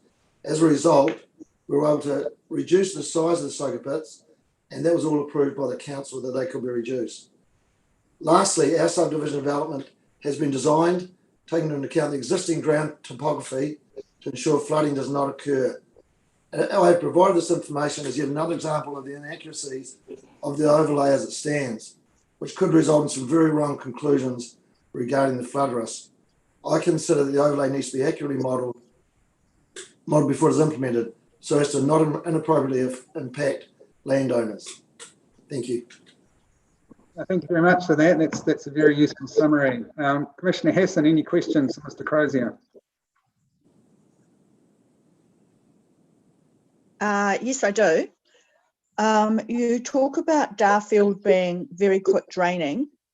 Would you agree that, or say that the lowland plains are a different catchment and they can have a different infiltration rate and drainage rate? Oh, sorry, I'm not sure. Where do you consider the lowlands? Is that? That's probably more of a. Okay, I'll put the lowlands below State Highway 1. Sorry, I can't answer that. That's not towards my. the lake. Mr. Potts could probably answer that better than me. Mr. Crozier, you've made it very clear you're not appearing before us as a technical expert. We understand that. So if you're not comfortable answering that question, that's fine. Sorry, all I know is that the example of our land in Darfield, and when you dig down, it's very shingly and the drain way better than any other area that I've been involved in. And the drain, but I'm not sure where the lowlands is because I'm not sure of the heights for our subdivision, but I can only speak of ours, that it is quick draining. So we heard from Mr. Potts with regards to his information, and I picked up that more detail needs to be in the modelling and perhaps based on a catchment instead of a generalisation across the whole of the Selwyn. Would you see that as a better option? Yes, definitely. Of the yes. modelling? Yes, I totally agree with that. Yes. Okay, thank you. That's spot on. Thank you. And Commissioner Dace, any questions? Thank you, Mr. Crozier. You mentioned you've been developing in Darfield for a residential subdivision, and that's all understood. In terms of getting where you needed to from an engineering design, subdivision design, working out height levels and so forth for developable properties, presumably when you went for subdivision consent or a process through council anyway, that you had to invest quite a lot on making sure that the drainage actually worked as well. Yes, definitely. Yes, definitely. And for our subdivision is 58 hectares in size, and so we worked out the drainage, the whole subdivision, even at stage 1. So our engineers believe that we've got it for the future. We have protected it. That where the roading has all been designed to take all the water, and the soaker pits are able to cope with the flooding, etc. So that has been done right up front for the subdivision as we move through. Yeah, and presumably in doing the drainage design, there was an assessment made of the potential for flood hazard there may be within that area. Maybe Mr. Potts may be able to comment on this further, but presumably there was quite a process to make it not only get the consents required, but to make it workable so you can actually sell the properties which are created. And that would have come at a reasonable cost alongside everything else you would have had to do to get it across the line. Yes, you're 100% correct. We during those flooding periods, a lot of people who were looking for sections did exactly as you said. They've come out and had a look, and they can see if it's an area they want to live in. So it's in our best interest to make sure that we take care of that, because they're not going to buy if they can see that their house is going to be flooded. So we have to make sure we get everything right, and that flooding is a big issue. That's one thing people don't want, but we do make a lot of money making sure we get that correct, and it is all up front. We do that before we start stage 1. Yeah, and you certainly as a developer don't want to be selling properties which in a reasonable flood event are going to be flooded either. Yes, 100%. Okay. Now, in terms of compliance costs, the whole process of actually getting approvals from the council, you've got a number of different things that you need to look at, Building Act as well as Resource Management Act considerations. So in terms of doing site-specific flood hazard assessment when it's required, it would be one of those things you probably want to do anyway. Yes, we do. Okay. So for you to tick the boxes, you're potentially in the flood hazard overlay, and you need to do a site-specific assessment. You'd have no problem with the certification required to make sure that the boxes are all ticked, done by an appropriately qualified person. Yes, the negatives are when there's an overlay, it sends up warning bells to people. When sometimes it may not be necessary. Maybe there's no problem at all. But when it's just based on data and history, because we've already changed a lot of the lay of the land, and we've obviously put roading in, and we work on the drainage, getting the water away as most effective as we can. So when someone sees an overlay, and it brings up warning bells, it just puts them off, and you then have to overcome a whole lot of other series of problems. Or if we can tick those boxes ourselves, then it makes it a lot easier. As soon as something goes on the limb, or there's a warning, or people say, "Oh, don't buy there, there's a flood overlay," that word flooding just scares people off. We just need to avoid scaring them, and that unfortunately the word flooding overlay and flooding protection, and if it's on your land, it does exactly that. But yeah, I understood, and it's probably in the interests of both the district and regional council, if you have done a site-specific flooding assessment, and it gives you much greater specificity. It's got better, you know the topography better, you've got that more detail, you know what interventions there might be in relation to things like berms to carry flood flows and so forth. That more detailed information can then be inputted into the regional council floodplain modelling process. Sorry, Mr. Crozier, I think you muted yourself. Yeah, yes, 100%. That's exactly the way we see. As we go through the stages, we work on all those things. The last thing we want is for people to come along and see, "Oh, I have flooding." So as we do each stage where there's a flooding program put in place, or the engineers automatically look at that and making sure we get the runoff. And ECAN would also require that as well, and the Selwyn District Council, obviously, that it's difficult to get a 224 if you haven't done the other work to supply that you're not going to be flooded. So, yeah. And we need 224s to sell the properties.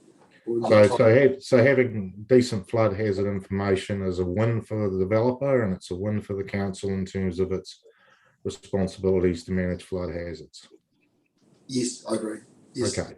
I just the overlay it does. If it's not accurate, if it's accurate and you have got flooding, then I agree. But the problem is putting it over land that may be completely changed, or may not have they may have had problems years ago around that vicinity. It's not accurate enough for people to use as a guide, and I think that's the problem for us. That if it's not accurate, you do cause a lot of headaches. Whereas if you leave it to us and perhaps the appropriate councils to let you get those consents, would be a lot easier than having just an overlay. Okay, thank you, Mr. Crozier.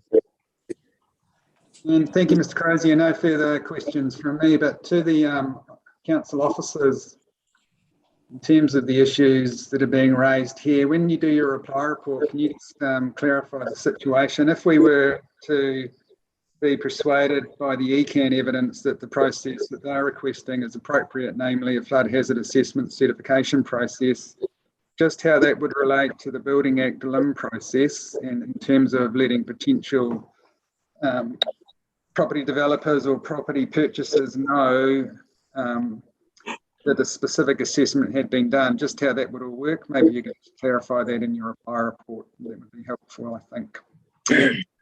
Thank you, Mr. Crozier, for coming in and presenting your material to us. It's always useful to get evidence directly from someone who's got their boots on the ground and is doing this sort of stuff day to day. So thank you for that.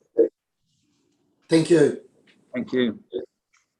Now, the next submitted bit on our list is the Paul Coburn Family Trust and Susanna Tate, preparing for them. And Ms. Tate, I think I can see you on screen. but you you're see not. me or a still me? Yep. So I can see a still picture of you, but can you? Oh, there you are. So it wasn't you before. So good morning and welcome. I'm not sure if you've appeared before us before, and it's part of this hearing process.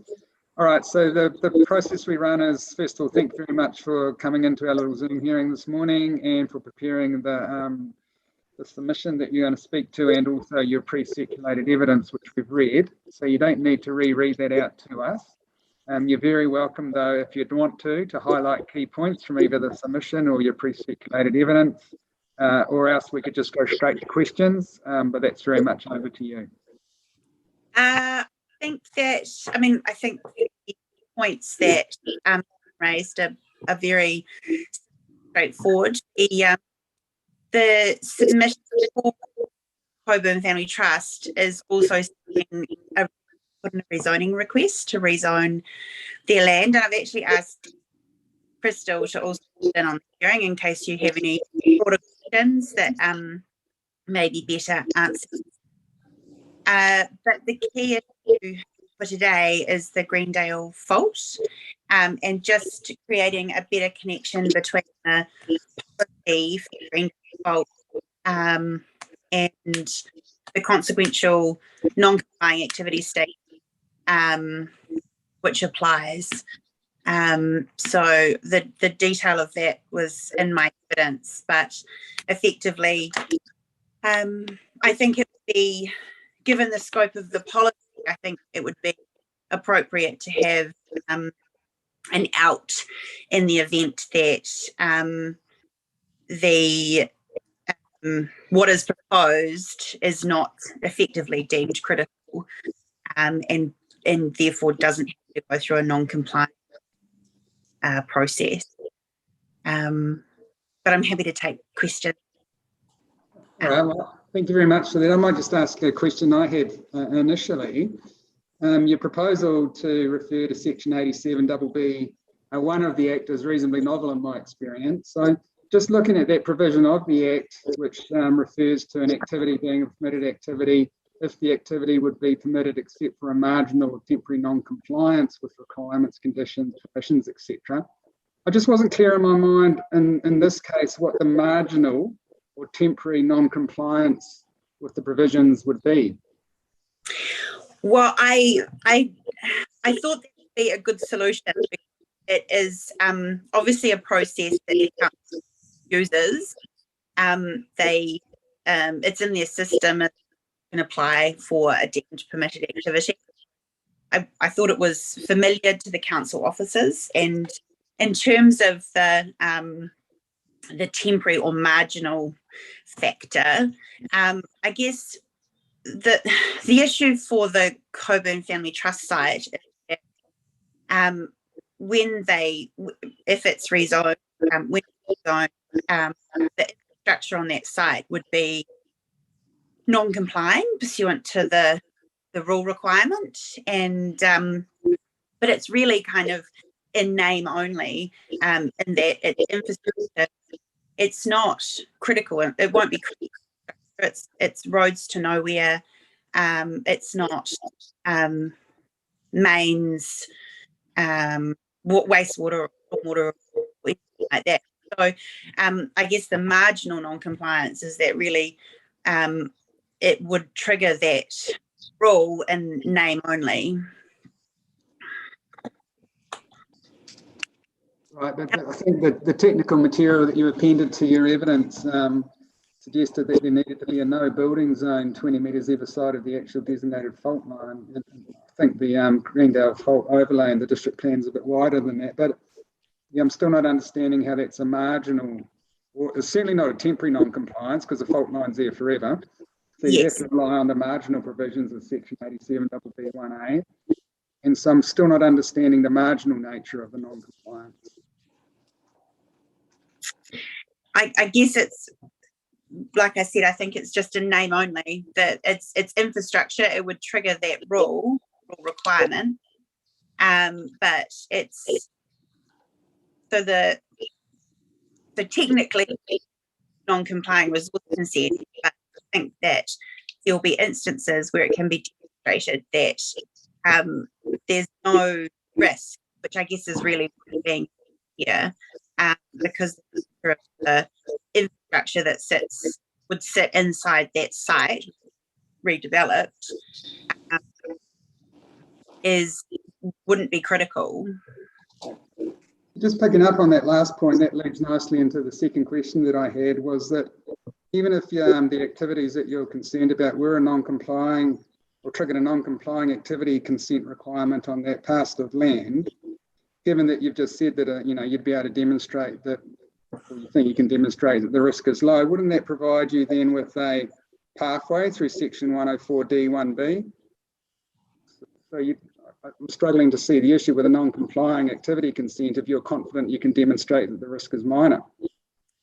I think it's about certainty for development site.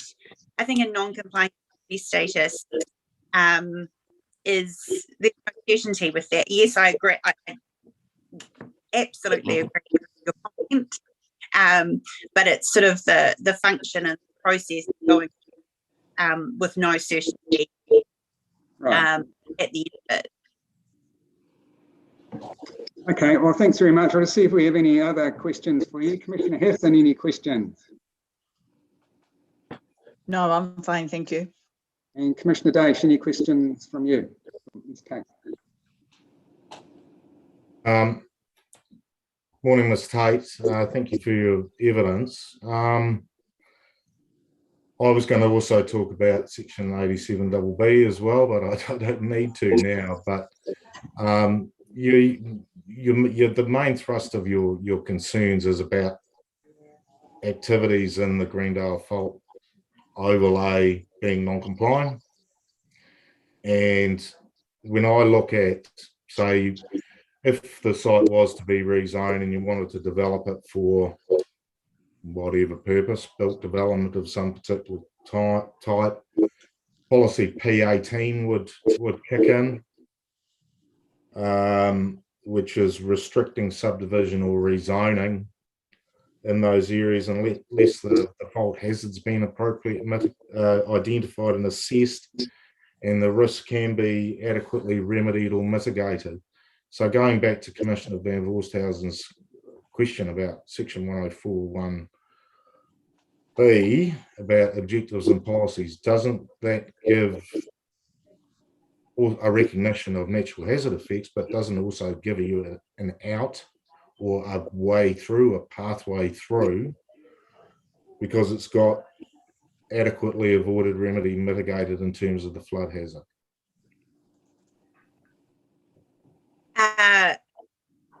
Sorry, the earthquake hazard, not flood hazard. There's been a lot of talk of flooding this morning. Yes, I mean, there is. I think there is. As a planner, I could sit here and argue that. I think it's the fact that I don't think there's a need to go through an process. The policy is worded such that certain activities are identified as, I guess, at greater risk in the event of an earthquake. And then the policy itself creates out.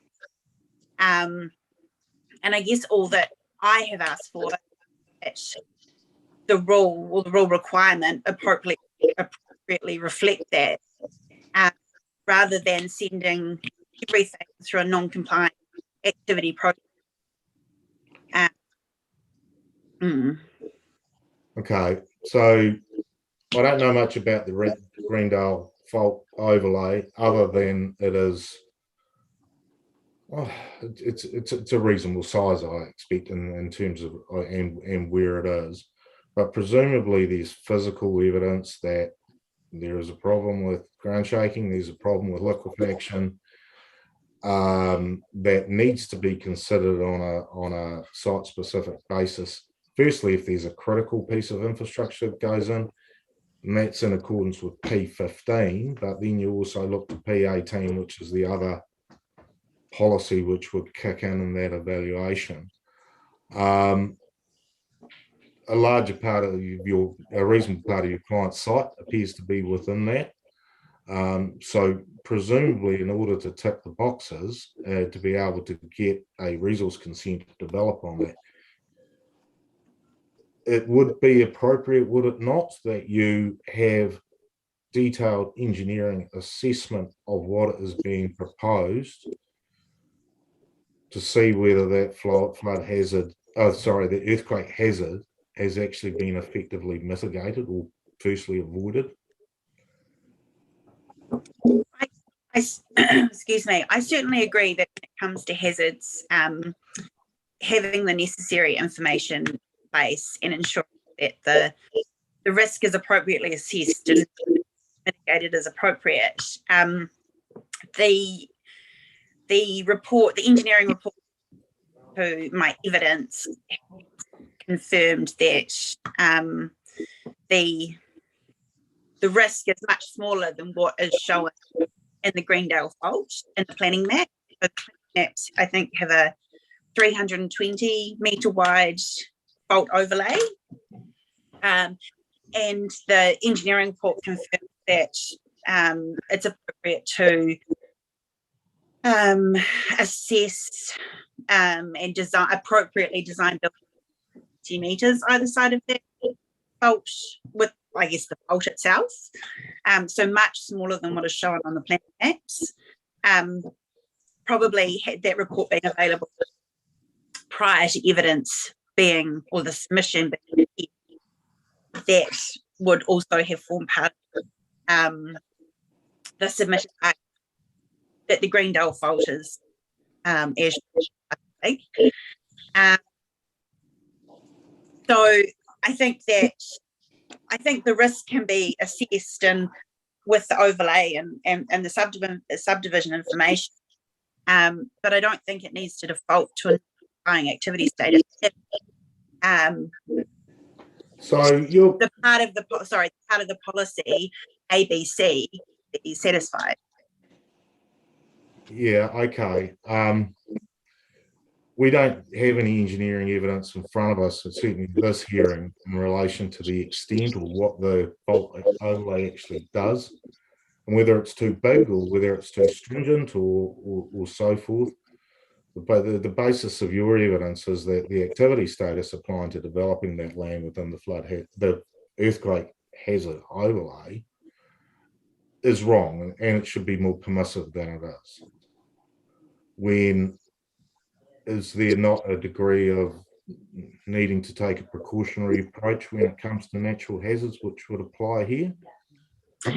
I think that was the purpose for putting 87 BB out, for whatever way to describe it. So, and I picked up on the point in Ms. Carruthers' evidence that this needs to be assessed. The facts of the situation need to be assessed, so rather than going through a non-complying activity process. The Section 87 BB process would still enable the facts to be assessed and the risk to be determined. Yeah, okay. To my knowledge, 87 BB doesn't get used a whole lot. It's only when you really get something which is it's so minor in terms of effect, it's only of a temporary nature, and there might be some technical reason why one of the permitted activity rules gets triggered, and it really at the end of the day doesn't matter. But if you're talking about developing a large section of a large piece of land with built development and all the infrastructure that goes around it, I wouldn't necessarily call that marginal or temporary. And that Section 87 BB would be a long bow to draw, probably. Do you have a view on that?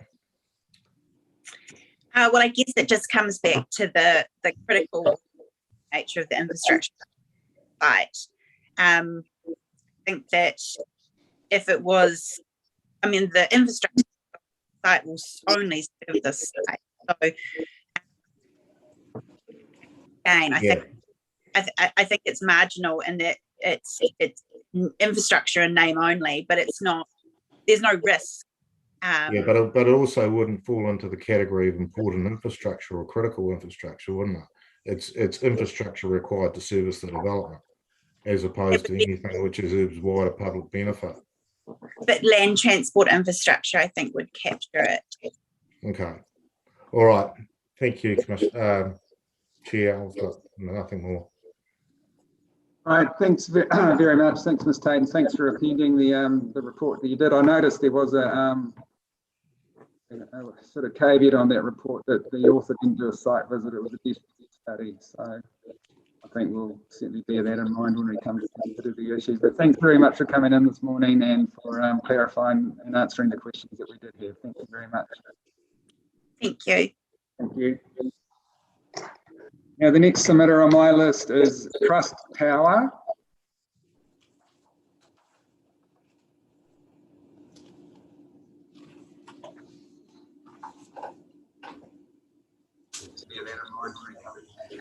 So thanks very much for coming in this morning and for clarifying and answering the questions. Start my video. Yeah. Trust Power, are you there? Yes. Good morning and welcome. Yes, good morning. Can you hear us all right? Yes, can you hear us? Yeah, you're coming through crystal clear. So thanks very much for coming in this morning to our Zoom hearing, and thanks very much for the submission and the pre-circulated material. We've read all of that, so you don't need to read that out loud to us, but you're very welcome, of course, as we said in previous hearings, to outline any key points that you wish to make, and then we can see if we have any questions for you. But other than that, over to you. And just to let you know, Commissioner Solomon is having a few little technical issues, so she won't be asking questions. She can hear what's going on, and any questions she does have for you, we'll put in writing and send to you later. Perfect. Right, cool. over to you. Following along on YouTube, so I think we're up to date with how everything's going this morning. Great, thank you. So as you have taken my company evidence as read, I would largely like to leave this time for you commissioners and councillors to ask me any questions that you might have around Trustpower's Coleridge scheme. As my company evidence talks more to the regulatory environment that we operate in, I have got some operational information that Trustpower has in place that I can run through if you think that would be beneficial to you in making decisions along the line. Otherwise, I can hand you over to Renee Calland here, our expert planner.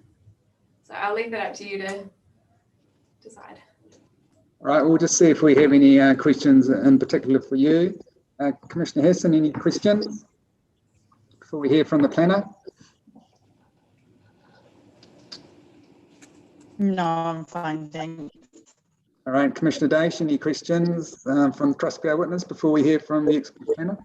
Just a little bit more about the scheme, what it is, how long it's been there. It's one of the early hydro schemes, isn't it? Like Coleridge? Yes, so it was the first New Zealand government commissioned hydro scheme in New Zealand. I talked about this in my evidence a few weeks ago for the infrastructure chapter, so I'm racking my brain a little bit right now to... Oh, that's okay. I wasn't on that hearing, so I'm perhaps missing a little bit of the detail, but yeah, I think your position is pretty clear in terms of you've got an existing facility, you need to do things to it periodically over time. You don't necessarily want to get caught in unnecessary regulation to do that. So I think that position's clear. Thank you. Thank you. All right, and no further questions from me. As I mentioned in the previous hearing, Commissioner Solomon and I are very familiar with your site. We visited as part of the Environment Canterbury Land Water Plan hearings and had a good look around, so we understand what's going on the ground. So yeah, we can have the next witness now, thank you. Perfect. Thank you, Commissioners. I haven't prepared a written statement. As Commissioner Dash mentioned, Trustpower's position is quite straightforward. We've just submitted on to our provided evidence on two of the objectives. The first one is NH02, where we wanted the operational and functional need of important infrastructure to be recognised. And then in objective 4, also recognising renewable electricity generation and the importance it has in climate change, and that's just reflecting the intent of the NPS for renewable energy generation. So it's happy to take any questions that you may have. Great, thanks very much for that. Commissioner Hassan, any questions? No, thank you. And Commissioner Dace? I don't think I've actually got any questions. I think it seems reasonably clear. At an objective level, what you're seeking is just to make sure that there is absolutely no doubt that what you provide, or what your company or what Trustpower provides in terms of Lake Coleridge, is recognised for its importance. It's also recognised that because of where it is, there could be some natural hazards effects that need to come into it. But on the positive side of things, the fact that it is important infrastructure, it gets brought into the mix at an objective level. Yes, and that's correct. And Commissioner Dash, there's in the energy and infrastructure chapter, there was Rule 29 that specifically provides for the scheme, and so I think that most of the consenting issues have been covered off by the inclusion of that rule. But yes, we're just keen to have the objectives reflect the importance of this piece of infrastructure and what it adds to the district. Okay, thank you. And thanks very much. No further questions from me. As you've said yourselves, your position is very simple and clear on this one. So thanks very much for zooming in. And just as well, you didn't fly down to Christchurch for this. Yes, even before you went to Zoom, for everybody, we decided to Zoom in because we thought that it didn't quite warrant the flight. Yep, great. All right, thanks very much. All right, thank you. Thank you. Bye. Thank you, bye. Now look, our next submitter is Environment Canterbury, and I'm anticipating we may have a little bit of time with them and a few questions given the issues that have arisen. I also need to whip home and get my power cord for my laptop, which is running out of battery. So apologies to the ECAN staff. If you don't mind, we'll take maybe a 20-minute or so break, and then we'll come back and hear from you. You're our last submitter today, but we understand you are an important submitter, so we want to do you justice without rushing things. So we'll take a 20-minute adjournment, and we'll hear from ECAN then, and apologies for that. So we'll resume at 11:30.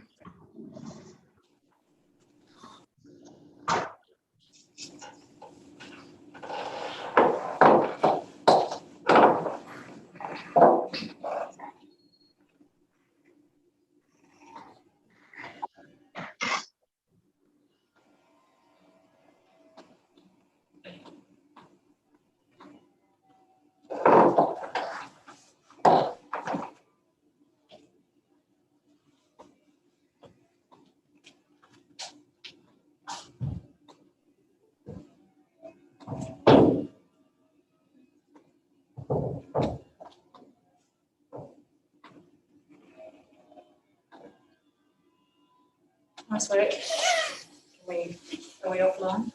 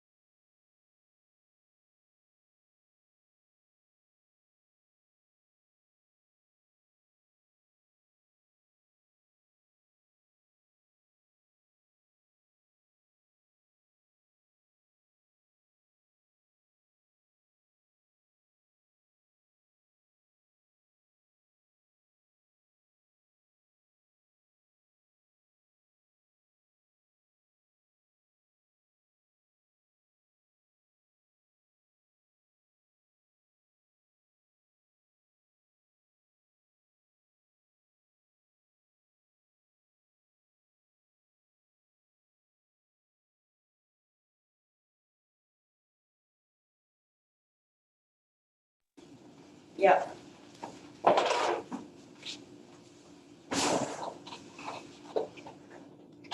Yeah, I know what, yeah, you do, I know.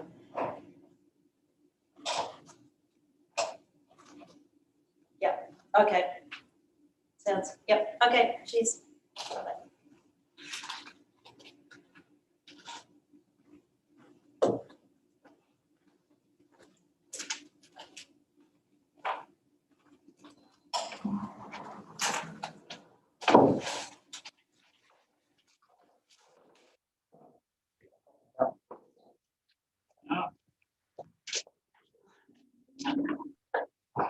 You can lie. Just get my crutch in there. FYI, you're lying. There is another door. It's the plan.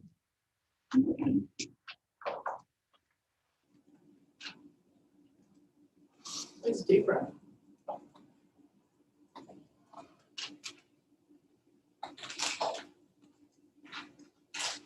Yeah, I think everyone's back online. Apologies again to ECAN. Thank you very much for that indulgence. Welcome this morning. We appreciate you coming into our Zoom hearing, and we certainly appreciate the submission that you've made and the pre-circulated material, your legal submissions and the various tranches of evidence. We've read all of that material, so you don't need to reread any of that to us, but each of you, you're welcome to highlight key points, and then we'll see if we have any questions for you. But over to you. Thank you. Thank you, Commissioners. If I guess, start off, I'm Ms. Millett, Counsel for the Regional Council, and on my right, Mr. Nick Griffiths. On my left, Ms. Jolene Irvine, and Mr. Sam Leonard as well. And if I could start by making a correction to my legal submissions. This is on page 3, paragraph 13A. If you've got that. At clause A there, if you could strike out where it says avoid new subdivision right through until footnote 1. Yep. And replace that with give effect to policy 11.3.1.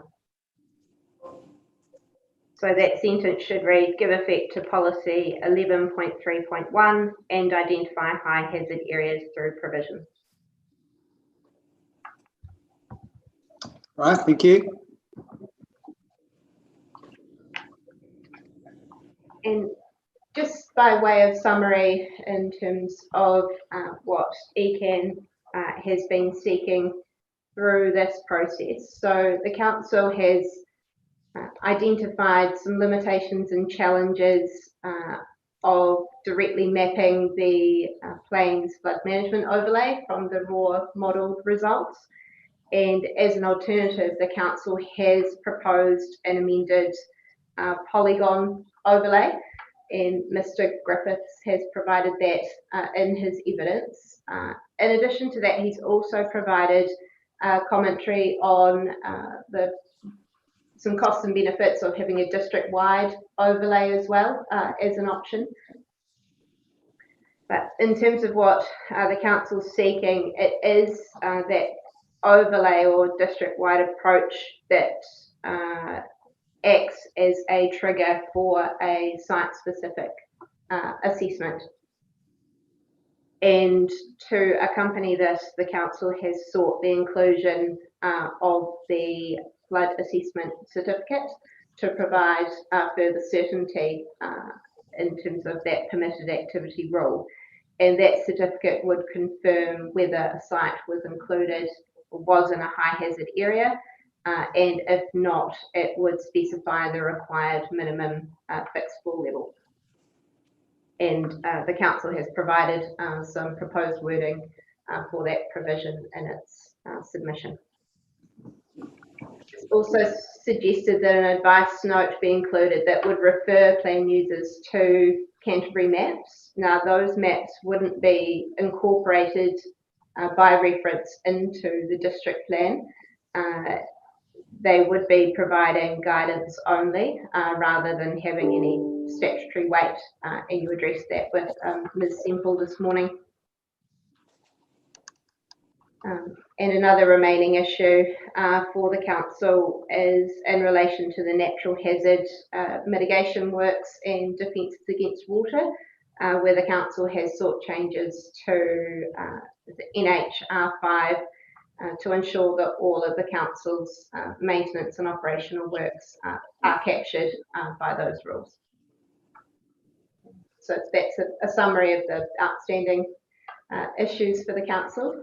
So I'm happy to take any questions that you have on the legal submissions, and then for experts to address any questions you have. Great. Well, thanks very much. We'll just see if we have any questions for you initially. Commissioner Hassan, any questions arising from the legal submissions? No, I don't. Commissioner Dace, any questions arising from the legal submissions?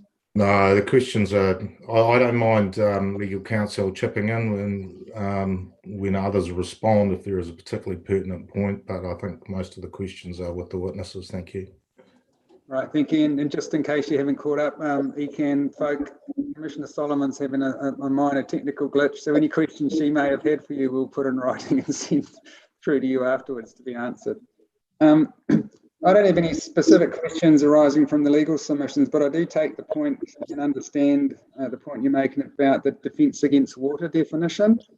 This is an issue that Commissioner Solomon and I we're very familiar with that, because of course we've dealt with this in terms of the ECAN Land and Water Plan hearings and the variations there too. And we certainly understand the need for certainty regarding the ECAN operation and maintenance activities in relation to your river control and flood protection works, and we understand the importance of that. So I think that issue certainly is very clear in my mind, and I'm sure it's very clear in Commissioner Solomon's mind as well. But no actual questions, but thanks very much. So, do your witnesses want to provide any summaries, or are they happy just to go to questions? We're very much in your hands in that regard. I think the idea was just to crack into questions if you have them. All right. And just check at the outset that you can hear us okay at your end. Yeah. Now we can hear you just fine. Are you happy if we just, would you prefer us to go witness by witness, or just ask a question and then the appropriate witness can chip in with the answer? Would that be a better way of doing things, do you think? I think the latter option, yes, would be a better option. All right, so we'll start with Commissioner Hassan. Any questions for the Environment Canterbury technical folk?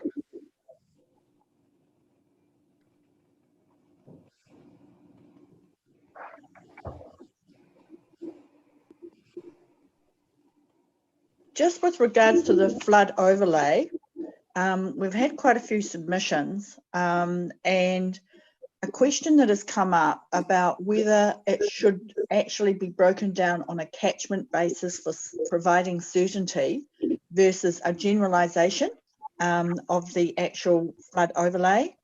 And I just want to understand if that is a possibility. Yeah, so my sort of interpretation of some of that discussion that we heard earlier was that some of those comments were more to do with the modelling itself, more so than the actual overlay.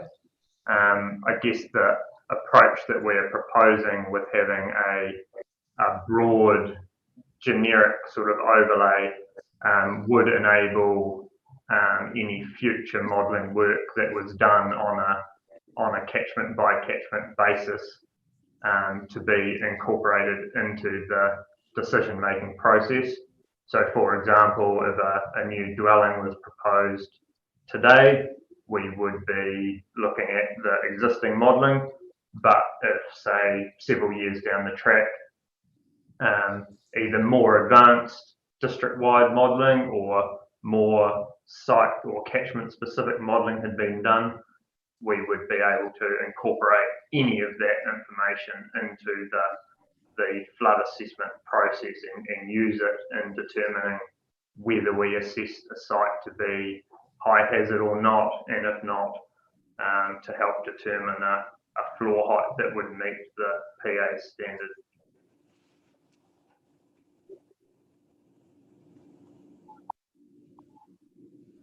Does that answer the question there? Yes, it does. I have another question that follows on from that. Given that if you were to put a new house today and you've got the generalisation and using what's there, but as time progresses, we get, as it's been explained, we get roadways, we get floor heights that all play and a displacement of the water flows over time due to the built-up environment.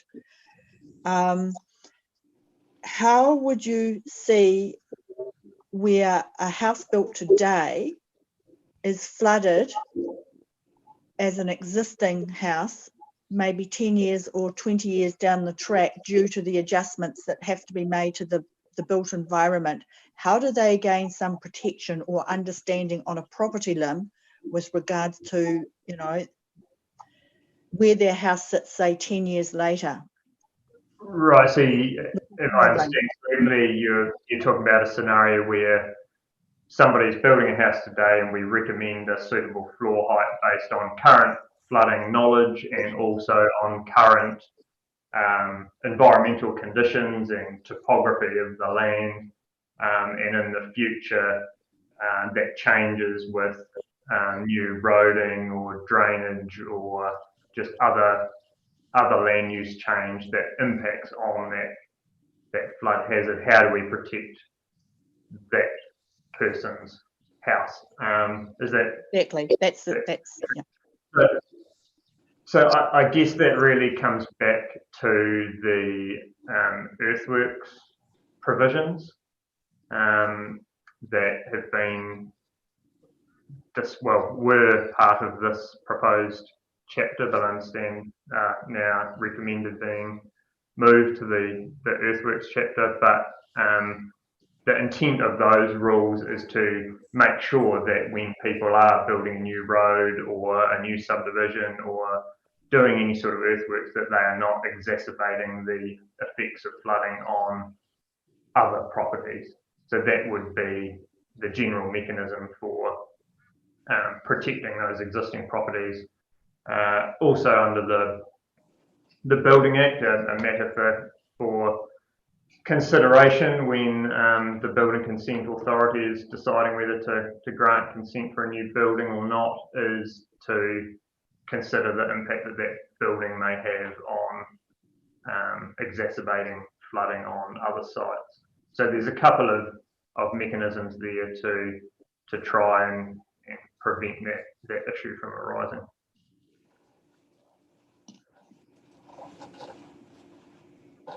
Thank you.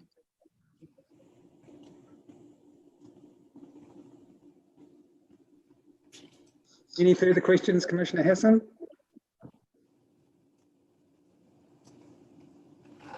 No. Okay, thanks. Commissioner Dace, any questions for the ECAN technical fund? Yeah, probably got probably a couple for each, but we'll see when we get into it. I'll firstly start with Mr. Griffiths, then I've got a couple from Ms. Irvin and then a couple from Mr. Leonard at the end. Mr. Griffiths, my initial reaction when coming across the overlay, the flood hazard overlay, is it's really big. It covers the entire, if you like, south eastern part of Selwyn district, and just perhaps explain why there hasn't been a greater level of specificity put within that. Realise that you want to take a precautionary approach, but it does cover a large amount of the district. And is that coverage entirely necessary? Yes, so I suppose the reason that it is so large is that we are working with a limited amount of information in terms of understanding the flood hazard across the district. We've got the district-wide rain on grid modelling. We've got some modelling of the Selwyn River specifically, but as I've highlighted in my evidence, we've got some sources of flooding within the district, for example, the Rakaia River and Te Waihora, Lake Ellesmere, where we have some knowledge of flooding from those sources, but we don't have modelling information that would be easily incorporated into an overlay.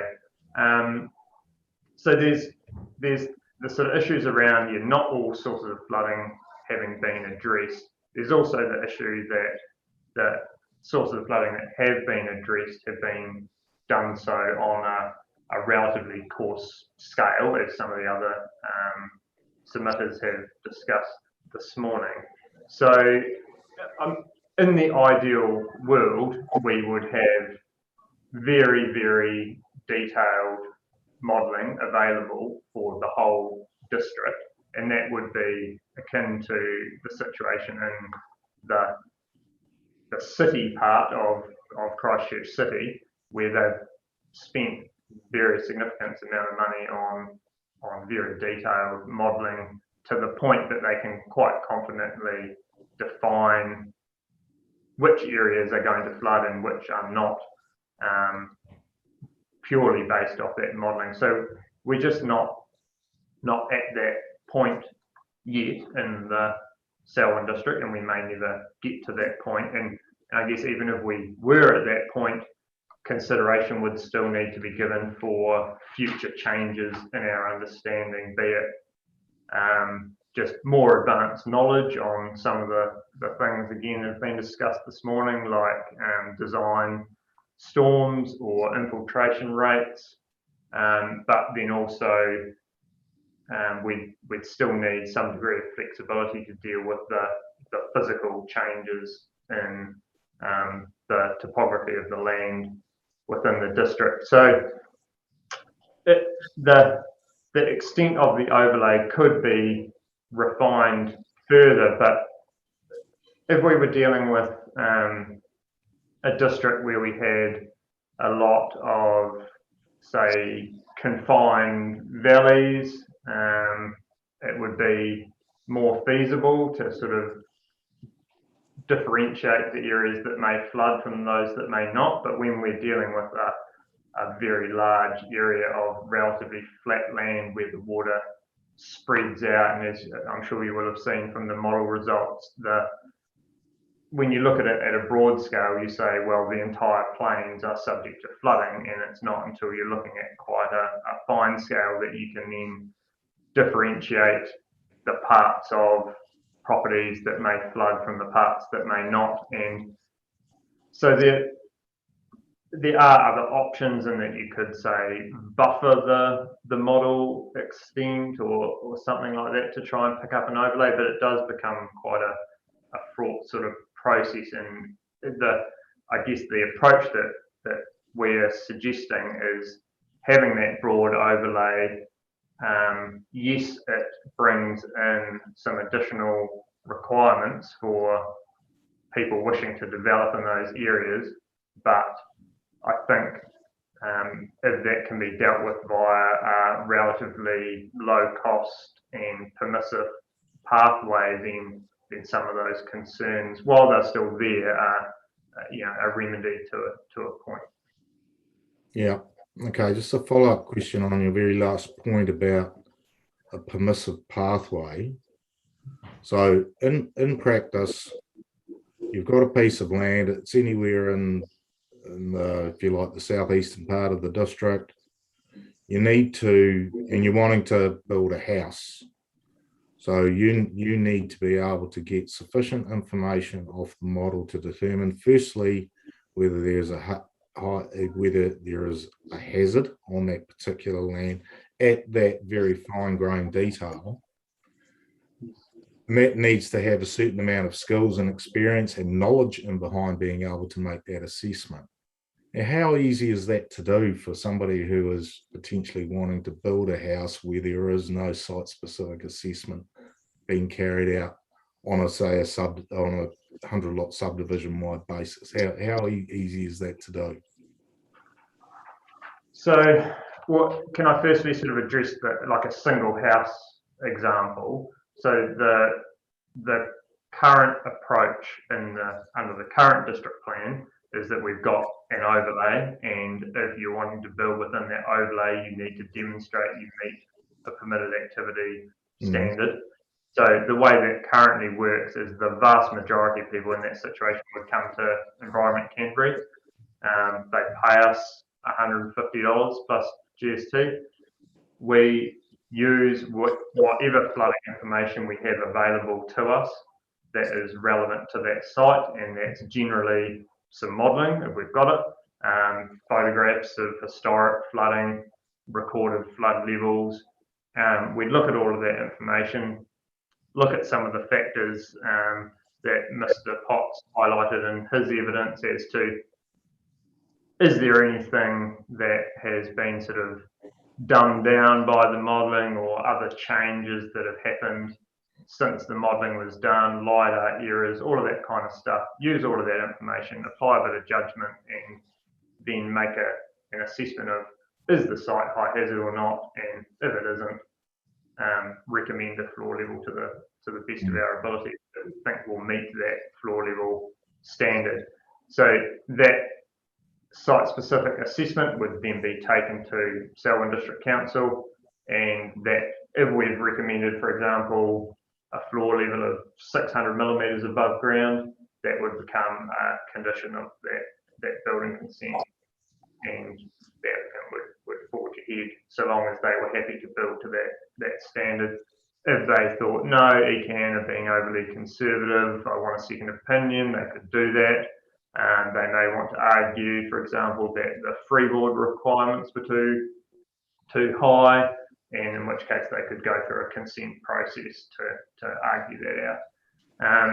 So that's how it works currently, and that is how we're suggesting it could also work under the proposed plan, with the additional step of the certificate being issued by Selwyn District Council to, I guess, capture that decision in a more formal way than it currently is.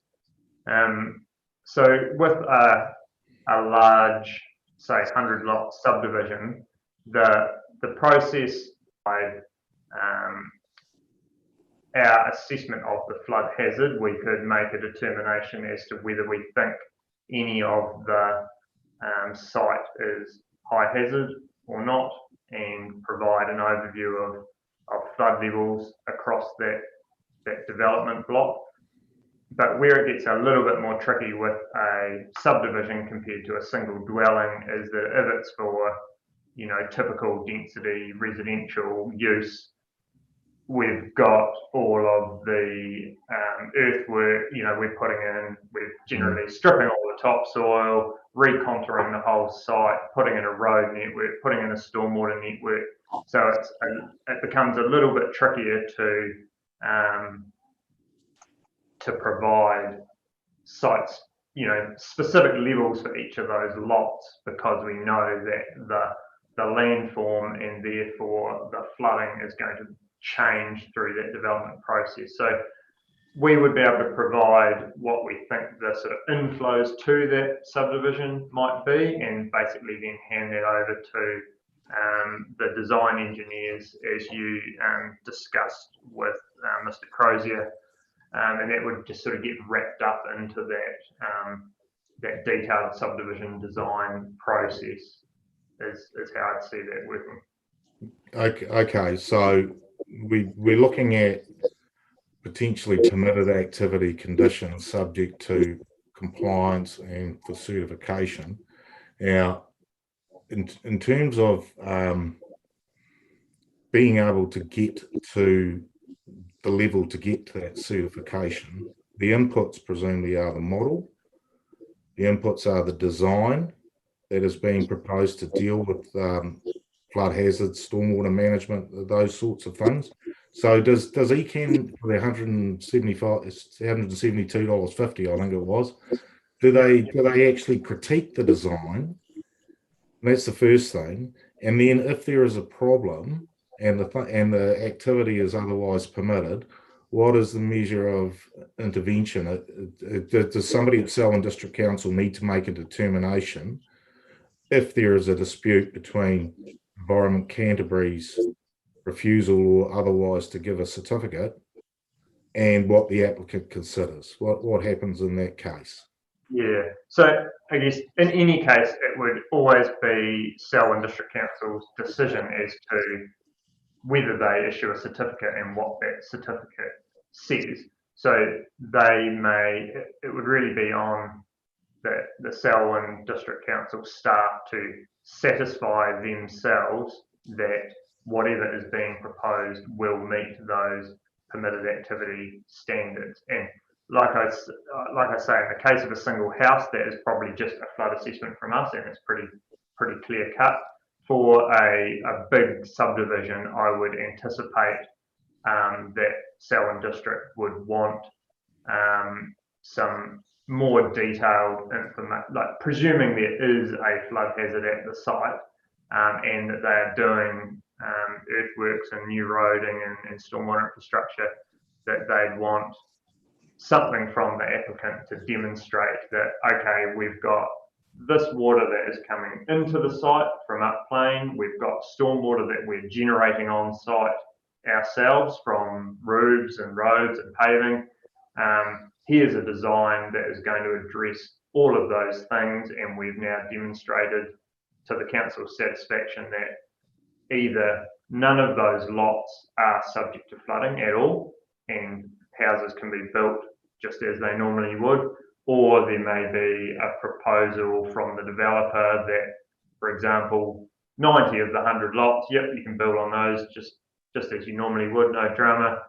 10 of those may have a requirement where they say, well, it's more cost effective for us to not fill the whole site and to push a bit of cost back onto the future owner, and they need to build 500 mil above ground.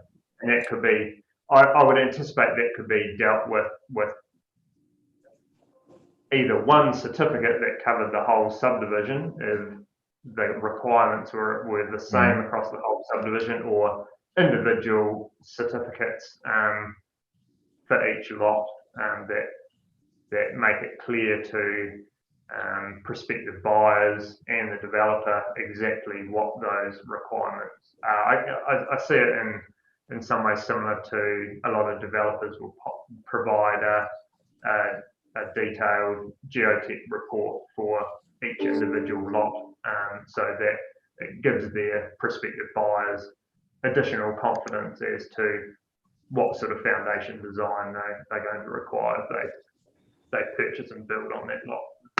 No, I accept what you're saying. Well, what I guess I've got a bit of residual concern about is in the fact that it is a permitted activity condition and what happens in case of dispute. And I think in the 42A report there was some comments made about,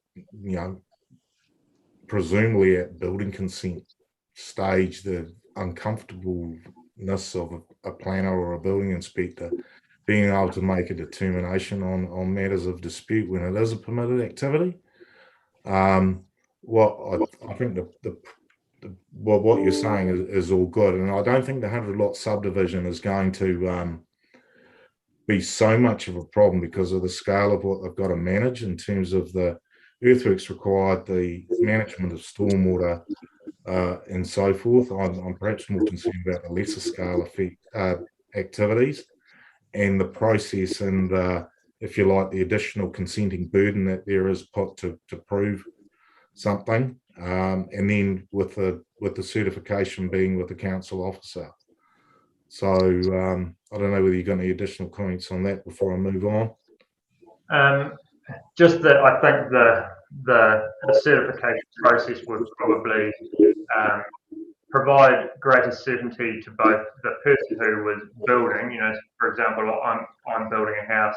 I've got a certificate from the council that says if I build to this level within the next 2 or 3 years, whichever the time period was that's been proposed, that I'm good to go. And likewise, when the building consent officer is receiving the building consent application, that's not something that they need to be thinking about. That's already been thrashed out they know, right, building to 500 mil above ground, that's already been dealt with and we've got the certificate here, that is resolved. Whereas the way it currently works, there can be a bit of to and fro between, say, the applicant has applied for their building consent and didn't realise they needed to get a flood assessment done, or they have had a flood assessment and they've provided that to the council sort of late in the process, or there's conflicting information,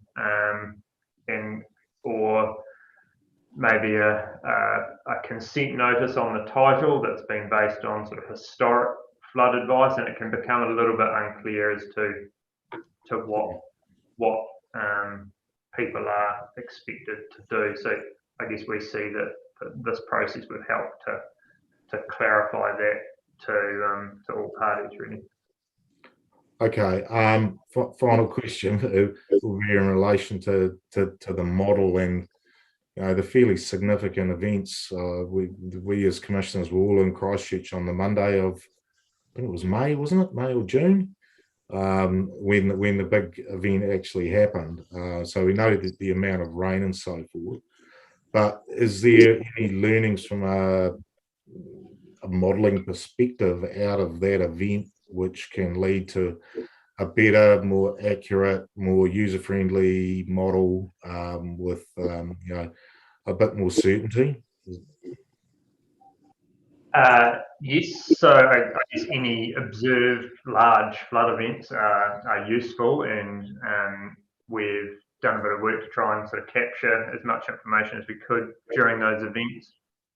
But it would really require a bit of a revisit to the modelling and seeing whether some of the information gathered during that event could be useful for either further calibrating or validating the existing model. But certainly if there were to be future modelling work done, then yeah, that information would be valuable, and I'd expect could be fed into that process. Yes. Okay. Well, thank you. And then I've probably just only got one question, and I realise Commissioners Van Voorshausen and Solomon have been dealing with the land and water plan, but defences against water. For Ms. Irvin, I was thinking, I've come across this in applying the NESFM, where there is an exclusion relating to management of stormwater and protection devices against stormwater. Is there any correlation there which could be quite useful to be applied in this situation?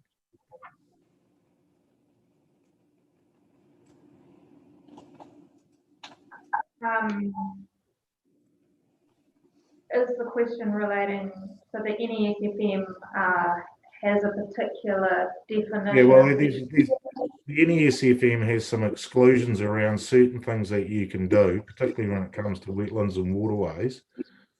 And one of the exclusions is for generally local authority flood detection devices and potential measures for erosion control. I think your main concern is well made, that the definition is probably too tight. There's not enough in there for things that you actually need to do to actually look at the wider defense, the wider stormwater management or flood management. I'm sorry, you cut out and I couldn't quite follow. Oh, sorry. I reference the NESFM because there is a caveat for these sorts of things in the NESFM as the precursor to this, because you've proposed a different definition of defences against water, or something to mean a bit broader, encompassing the regional council's flood protection activities. And I just wondered whether there was any correlation between the NESFM and what you're proposing. But as I said, I think it is something which you need to be appropriate to the function of what you're trying to do, or what you're trying to administer, which is a bit more than just protecting your stock banks. Yes, correct. I think in the Environment Canterbury submission, we did look and suggested the alternative, the use of the term in the NESFM. I think my preference is still to use a descriptive type word within the rule itself, instead of trying to recreate different versions of definitions that incorporate some risk of, and lack of certainty of what is and is not included within that definition. Okay, thank you. I just had one other, and I'll work out whether I really do need to ask. I probably don't. I think it's been covered in the previous discussion anyway. And then for Mr. Leonard, welcome, Mr. Leonard. Thank you for your evidence. It seems very clear to me. I just want to talk about. I don't really need to concentrate on the regional policy statement. It seems fairly clearly laid out the direction to district councils to implement provisions in relation to flood hazards. But I also wanted, from a planning perspective and administration of the district plan perspective, your view on the whole certification process. Because we really realise that there's been a lot of comment over the years about the RMA being an administrative burden and adding significant cost, delay, etc., to otherwise appropriate development. Do you think the certification process actually hits the sweet spot in between doing what you need to do in terms of natural hazard, in terms of managing that hazard, and the whole process in getting approvals in the end?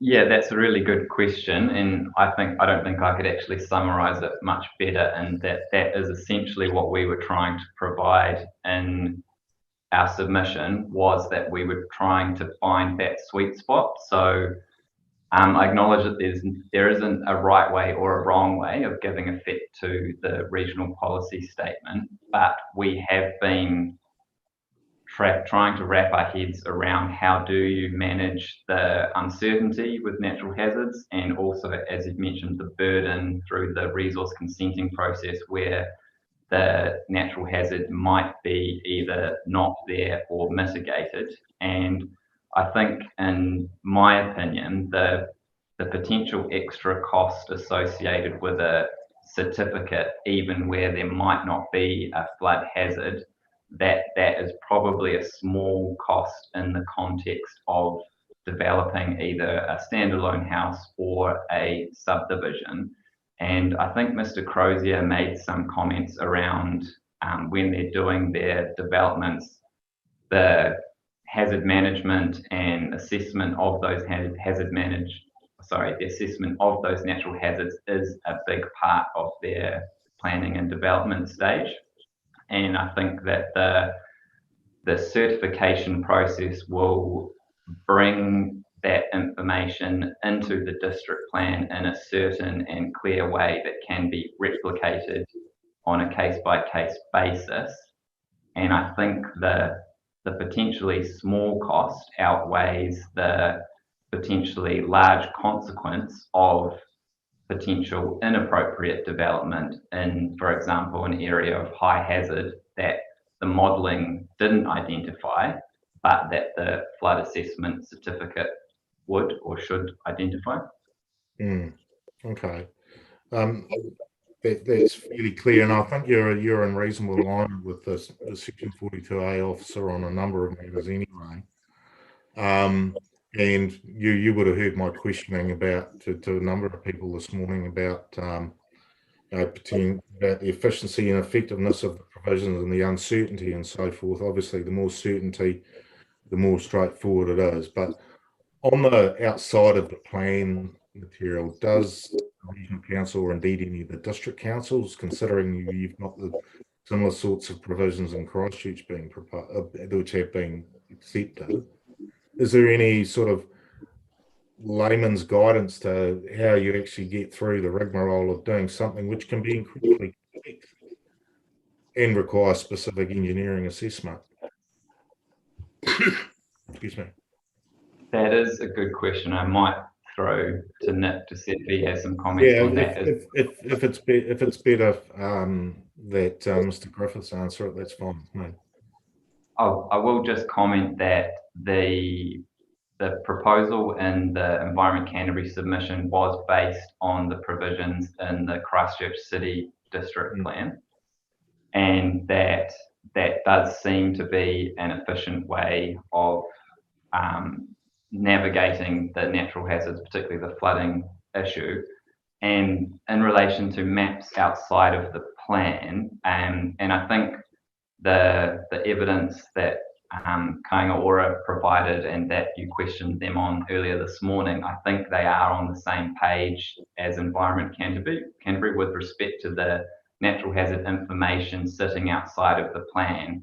And I did note that this morning they didn't explicitly agree with the certification process, but in my opinion, it does provide the certainty that the district plan probably needs in a permitted activity pathway, as opposed to if they were just plans that sat outside of the district plan and they were used as the sole basis to inform whether or not you met the permitted activity rule. I think that the certification process provides much more clarity to land owners, both to laymen and to developers as well. And then I'm not sure, Nick, if you've got any comments around how it's played out. Just before you go to Mr. Griffiths on that final point, obviously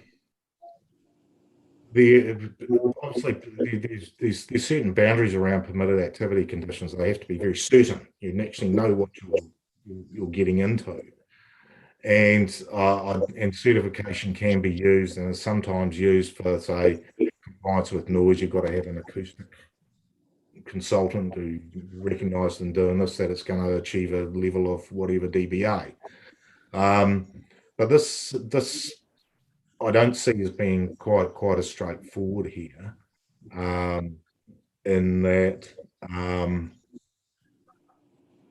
it does require quite a rigorous level of assessment based upon modelling or based upon information which might be incomplete.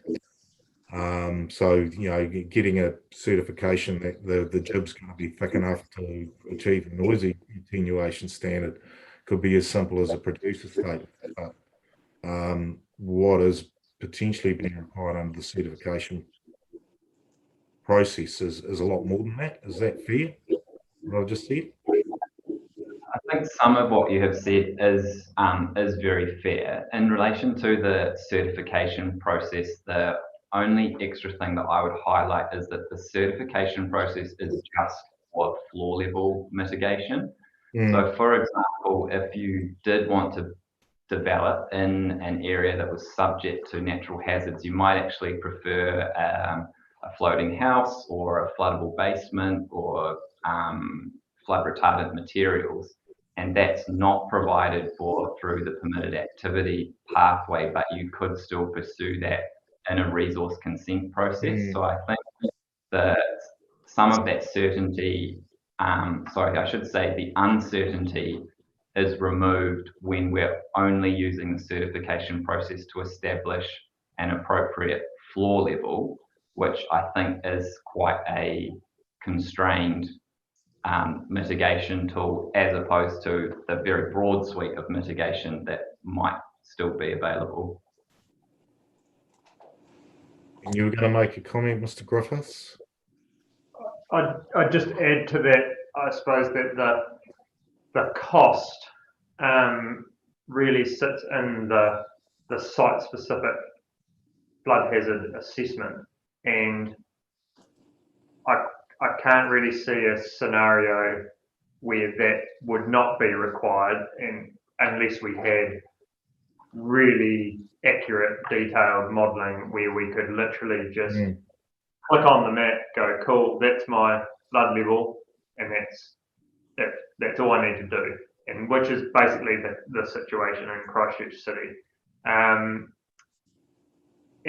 yeah, I struggle to see us really getting to that point, and to the point that we can keep that up to date for the Selwyn district. So I think we're looking at a site-specific assessment process, and then and that's where the cost comes from.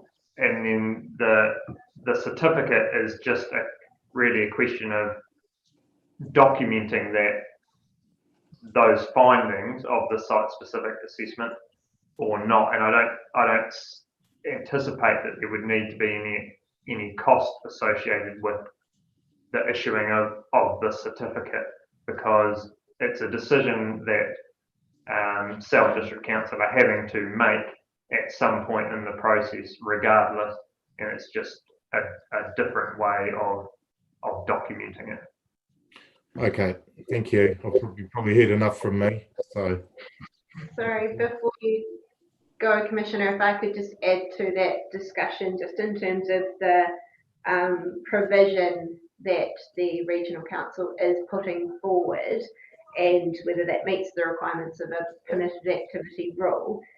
The flood assessment certificate, it will specify whether or not the activity is located in a high hazard area. High hazard area is defined, so there is some objective criteria there.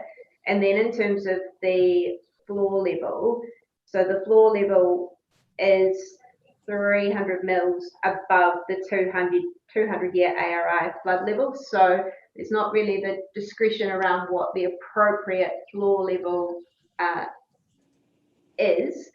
The assessment would be around what's the 200-year ARI flood level, and then the floor level is 300 mil above that. yeah, so you've got some measures which are quite precise in there, but you've got other things which potentially, particularly in terms of relying on modelling inputs, which are a lot more uncertain.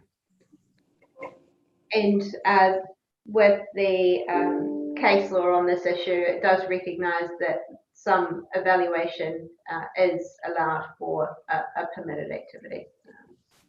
Yeah, but that needs to be the evaluation needs to be by somebody who actually understands what they're looking at as well. Yes, with the appropriate qualifications. Skills and qualifications and so forth. Yes, understood. All right, thank you. Well, thanks very much for your input. I have just a number of issues I'd like to take up with you. First of all, to thank you for the amount of work that you've put into the material that you presented to us. It's a very important issue and we appreciate the assistance that you've brought to us.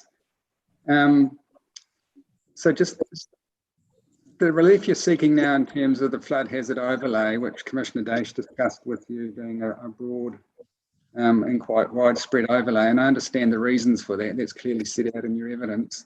Is the utility of that overlay dependent on us agreeing with the relief regarding the flood hazard certificate? Are they part and parcel of the same relief, or are they independent of each other?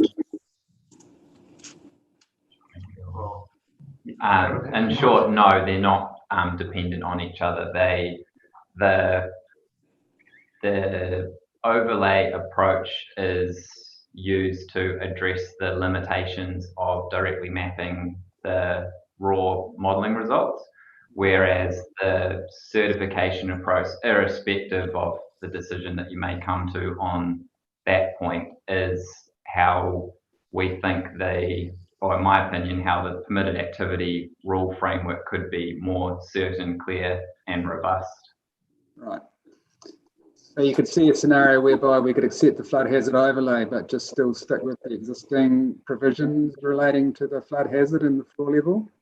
But that would be, I'm putting words in your mouth, but that would be a less optimal outcome in your point of view. Yeah, that's right. And I should note that I don't think that the proposed provisions are inconsistent with the regional policy statement. I do think as proposed, they do give effect to the hazard policies in the regional policy statement. However, that said, I think that the certification approach would be a better outcome. And I understand, and I do recall from your evidence, you said they do give effect to the RPS, but I must admit I found them particularly confusing. Coming upon them with a fresh pair of eyes, I didn't really understand the provisions and how they would work. So that's why I did thank you at the start for providing some assistance to us on possibly an alternative approach. So the Canterbury maps, they would just sit outside the plan and they would just be for information and guidance only? Yeah, that's where we thought the submission point suggesting that a advice note might be quite useful for plan users, because the maps will give people a fair indication of where these hazards are and will be able to interact with the modelling. but that keeping them separate from the plan, as for the same reasons that the earlier submitters raised, enables that use of the sort of continuous iterative approach to using the most up-to-date information. Sure, and it just enables them to be more nimble because you can change them without going through a fair schedule process. Yeah. So just to reiterate what Sam has said there, if I may, because I think there has been a little bit of confusion potentially from some of the other submitters on this issue, is that the maps would be intended to give people an indication of what the site-specific assessment might say before they go ahead and apply for that and pay for it and receive it. So it's really intended to give them an idea ahead of time rather than to enable them just to look at those maps and come to their own conclusion about whether they meet the PA standards or not. Yeah, so it just might assist with a no surprises approach from a developer's point of view. Now, I take your point about the small cost of the certificate process at ECAN's advancing it is. It's an incredibly low cost from my point of view, $175. I don't know how you do it, but you do. But in terms of time frame, what's the typical time frame to turn around a request, or when input comes to you for your decision? Our standard time frame is a maximum of 10 working days. Yeah, so we turn around at least 90% within that time frame. Some drag out, but it's normally because we're toing and froing a bit with the applicant. We may need more detailed plans showing exactly where the house is going to be, or we may engage in some discussion with them and suggest, if you put your house where you're proposing, ballpark, you might need to be 800 above ground, but if you consider putting it over here instead, we may only need to be 400 above ground. So there's some that do involve a bit of back and forward to get to the end solution, but most are done within that 10 working day time frame. And what's been the general response from the applicants in that regard? Has there been any pushback or the general degree of happiness with that time frame? I would say there's a general degree of happiness. Yes, most people, there are the odd exception, but most people understand the value in ensuring that their new house that they're investing a lot of money into is not going to flood. And they're generally quite grateful for the advice that they receive, particularly in the cases where we sort of work with them to help them come to a good solution that works for them and still achieves the standards that they need to meet. So this is not a question, it's just an observation, but in relation to a wider subdivision proposal that you discussed in terms of roading and earthworks and stuff, and what you said was that you would provide to the developer the input to that subdivision in terms of flooding volumes and overland flows. That's very consistent with the approach I'm familiar with that's taken in a number of other regional councils. They say to the developer, look, here's your subdividable site, there's an overland flow path, enters it here, and here's the type of volume you might expect in certain return period events, and then the developer does their own terrain and flood modelling, and that's their responsibility. So that's quite consistent with other approaches I'm familiar with. So yes, and it ties also into the proposed earthworks rule that the developer may need to be doing that work to demonstrate that the sections will not flood, or to determine what their floor levels might need to be, and they also need to be doing it to demonstrate that they were not going to be exacerbating flooding on adjoining properties.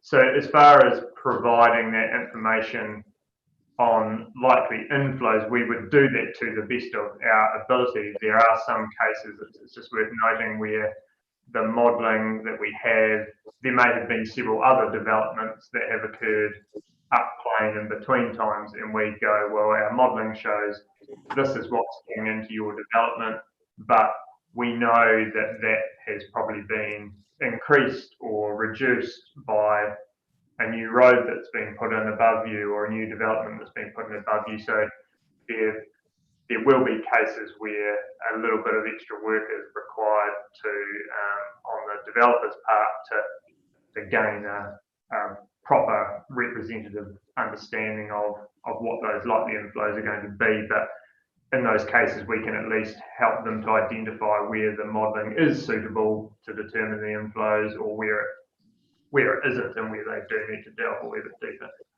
Yep. I presume that in this region, as in others, that such a developer would have an expert on tap, someone like Mr. Potts that we heard from earlier, who are quite capable of doing that kind of work. They just do it day in, day out.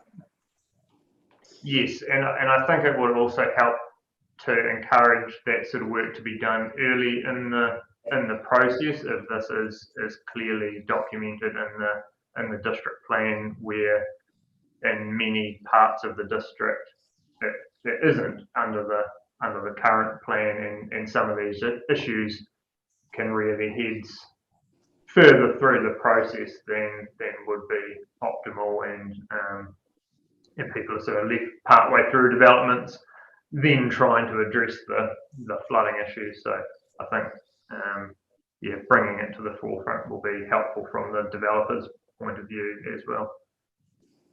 Do any of you have a response to the issue that Mr. Potts addressed regarding having a drop-down box where the limitations of the modelling are apparent to people who might want to look at those maps? I mean, I generally agree with the evidence that he provided, and he highlighted some similar issues to some of the issues that I've highlighted in my evidence, and also noted in the evidence of Mr. White. So yes, I understand where he's coming from around making it clear what some of those limitations are, and I think that's something I'd be quite happy to get in touch with them and have a chat, because we have put a bit of thought into it and attempted to do that we've got the model results available via a couple of different sites. There's the Selwyn district specific one, which was sort of focused on the district plan review process, and we've got another one which is a region wide, where that presents all of our modelling information, where we've got a bit more information there around some of those uncertainties and links through to the technical reports and things. But no, I take his point and think it is a valid one. Yeah. Okay. Again, not really questions, just a couple of observations. One of you referred earlier to the Kainga Ora presentation that we heard earlier, and I think they stated a preference for more precise modelling, but they agreed that the approach that you're recommending would get them to the same end place, I think.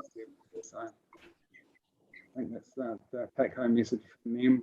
And also, thanks for drawing to our attention the approach that's taking in Christchurch City and other adjoining districts. I'm pretty sure that that's a matter we need to have regard to when thinking what provisions might be appropriate in this plan. Is certainly a consistency with adjoining territorial authorities. So thanks for bringing that to our attention. But other than that, no further questions, but thank you very much for your attendance and the assistance that you've given us. It's appreciated. Sorry, Chair, just something I thought about just in your closing. Perhaps I could just ask. I think you observed Mr. Jeffries, Joe Jeffries, from on behalf of Kainga Ora, and his discussion on the National Planning Standards guidance or direction about the location of the coastal hazard provisions, and whether they should be in the coastal environment chapter or whether they're in natural hazards. I guess it's to you, Mr. Leonard. Have you got any view on that? Yeah, it's a good question. I think, in my opinion, I think that the location of the coastal hazard provisions within the natural hazards chapter makes more sense, and it's easier to use. And thinking of maybe not necessarily Selwyn, but other districts will have flooding issues that are influenced not only from freshwater flooding, but also from seawater inundation as well. And I think it will be in some areas very difficult to extrapolate the two separate types of hazards. However, I did note that Mr. Jeffries was referring straight to the national planning standards, but I couldn't comment on the legalities around which is the sort of legally preferred option. But in my opinion, the more sensible option would be as proposed in the natural hazards chapter. Thank you. And thanks for that. And just on that point, of course, there's a difference between what might be sensible and what the national planning standards oblige us to do. And that particular witness did make the point that in his verbal presentation, he referred to a part of the standards that he hadn't covered in his written evidence.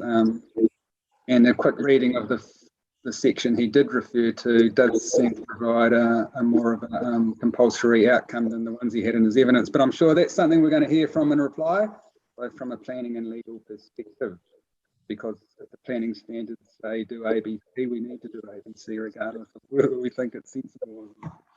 All right. Thank you very much, Environment Canterbury folk. Enjoy the rest of your day.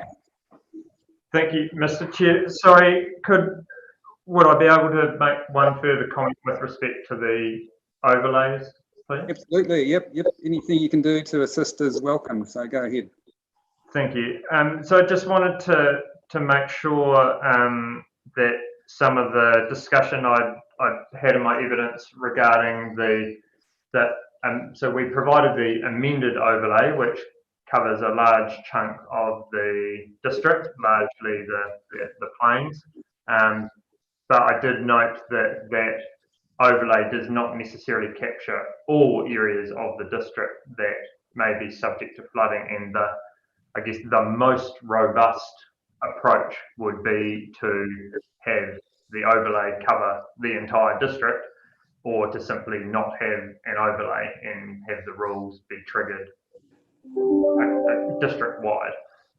So we have sort of touched on some of these issues, but I suppose we see that either of those approaches would give effect to the regional policy statement, but obviously the overlay that covered the full extent of the district would be the most robust way of doing that, and it is essentially impossible for anything to be built in an area that floods without it having gone through a flood assessment process. And again, it's really just weighing up of the cost of those additional assessments versus the potential cost of a house or other building being built somewhere in the high country that's outside of that overlay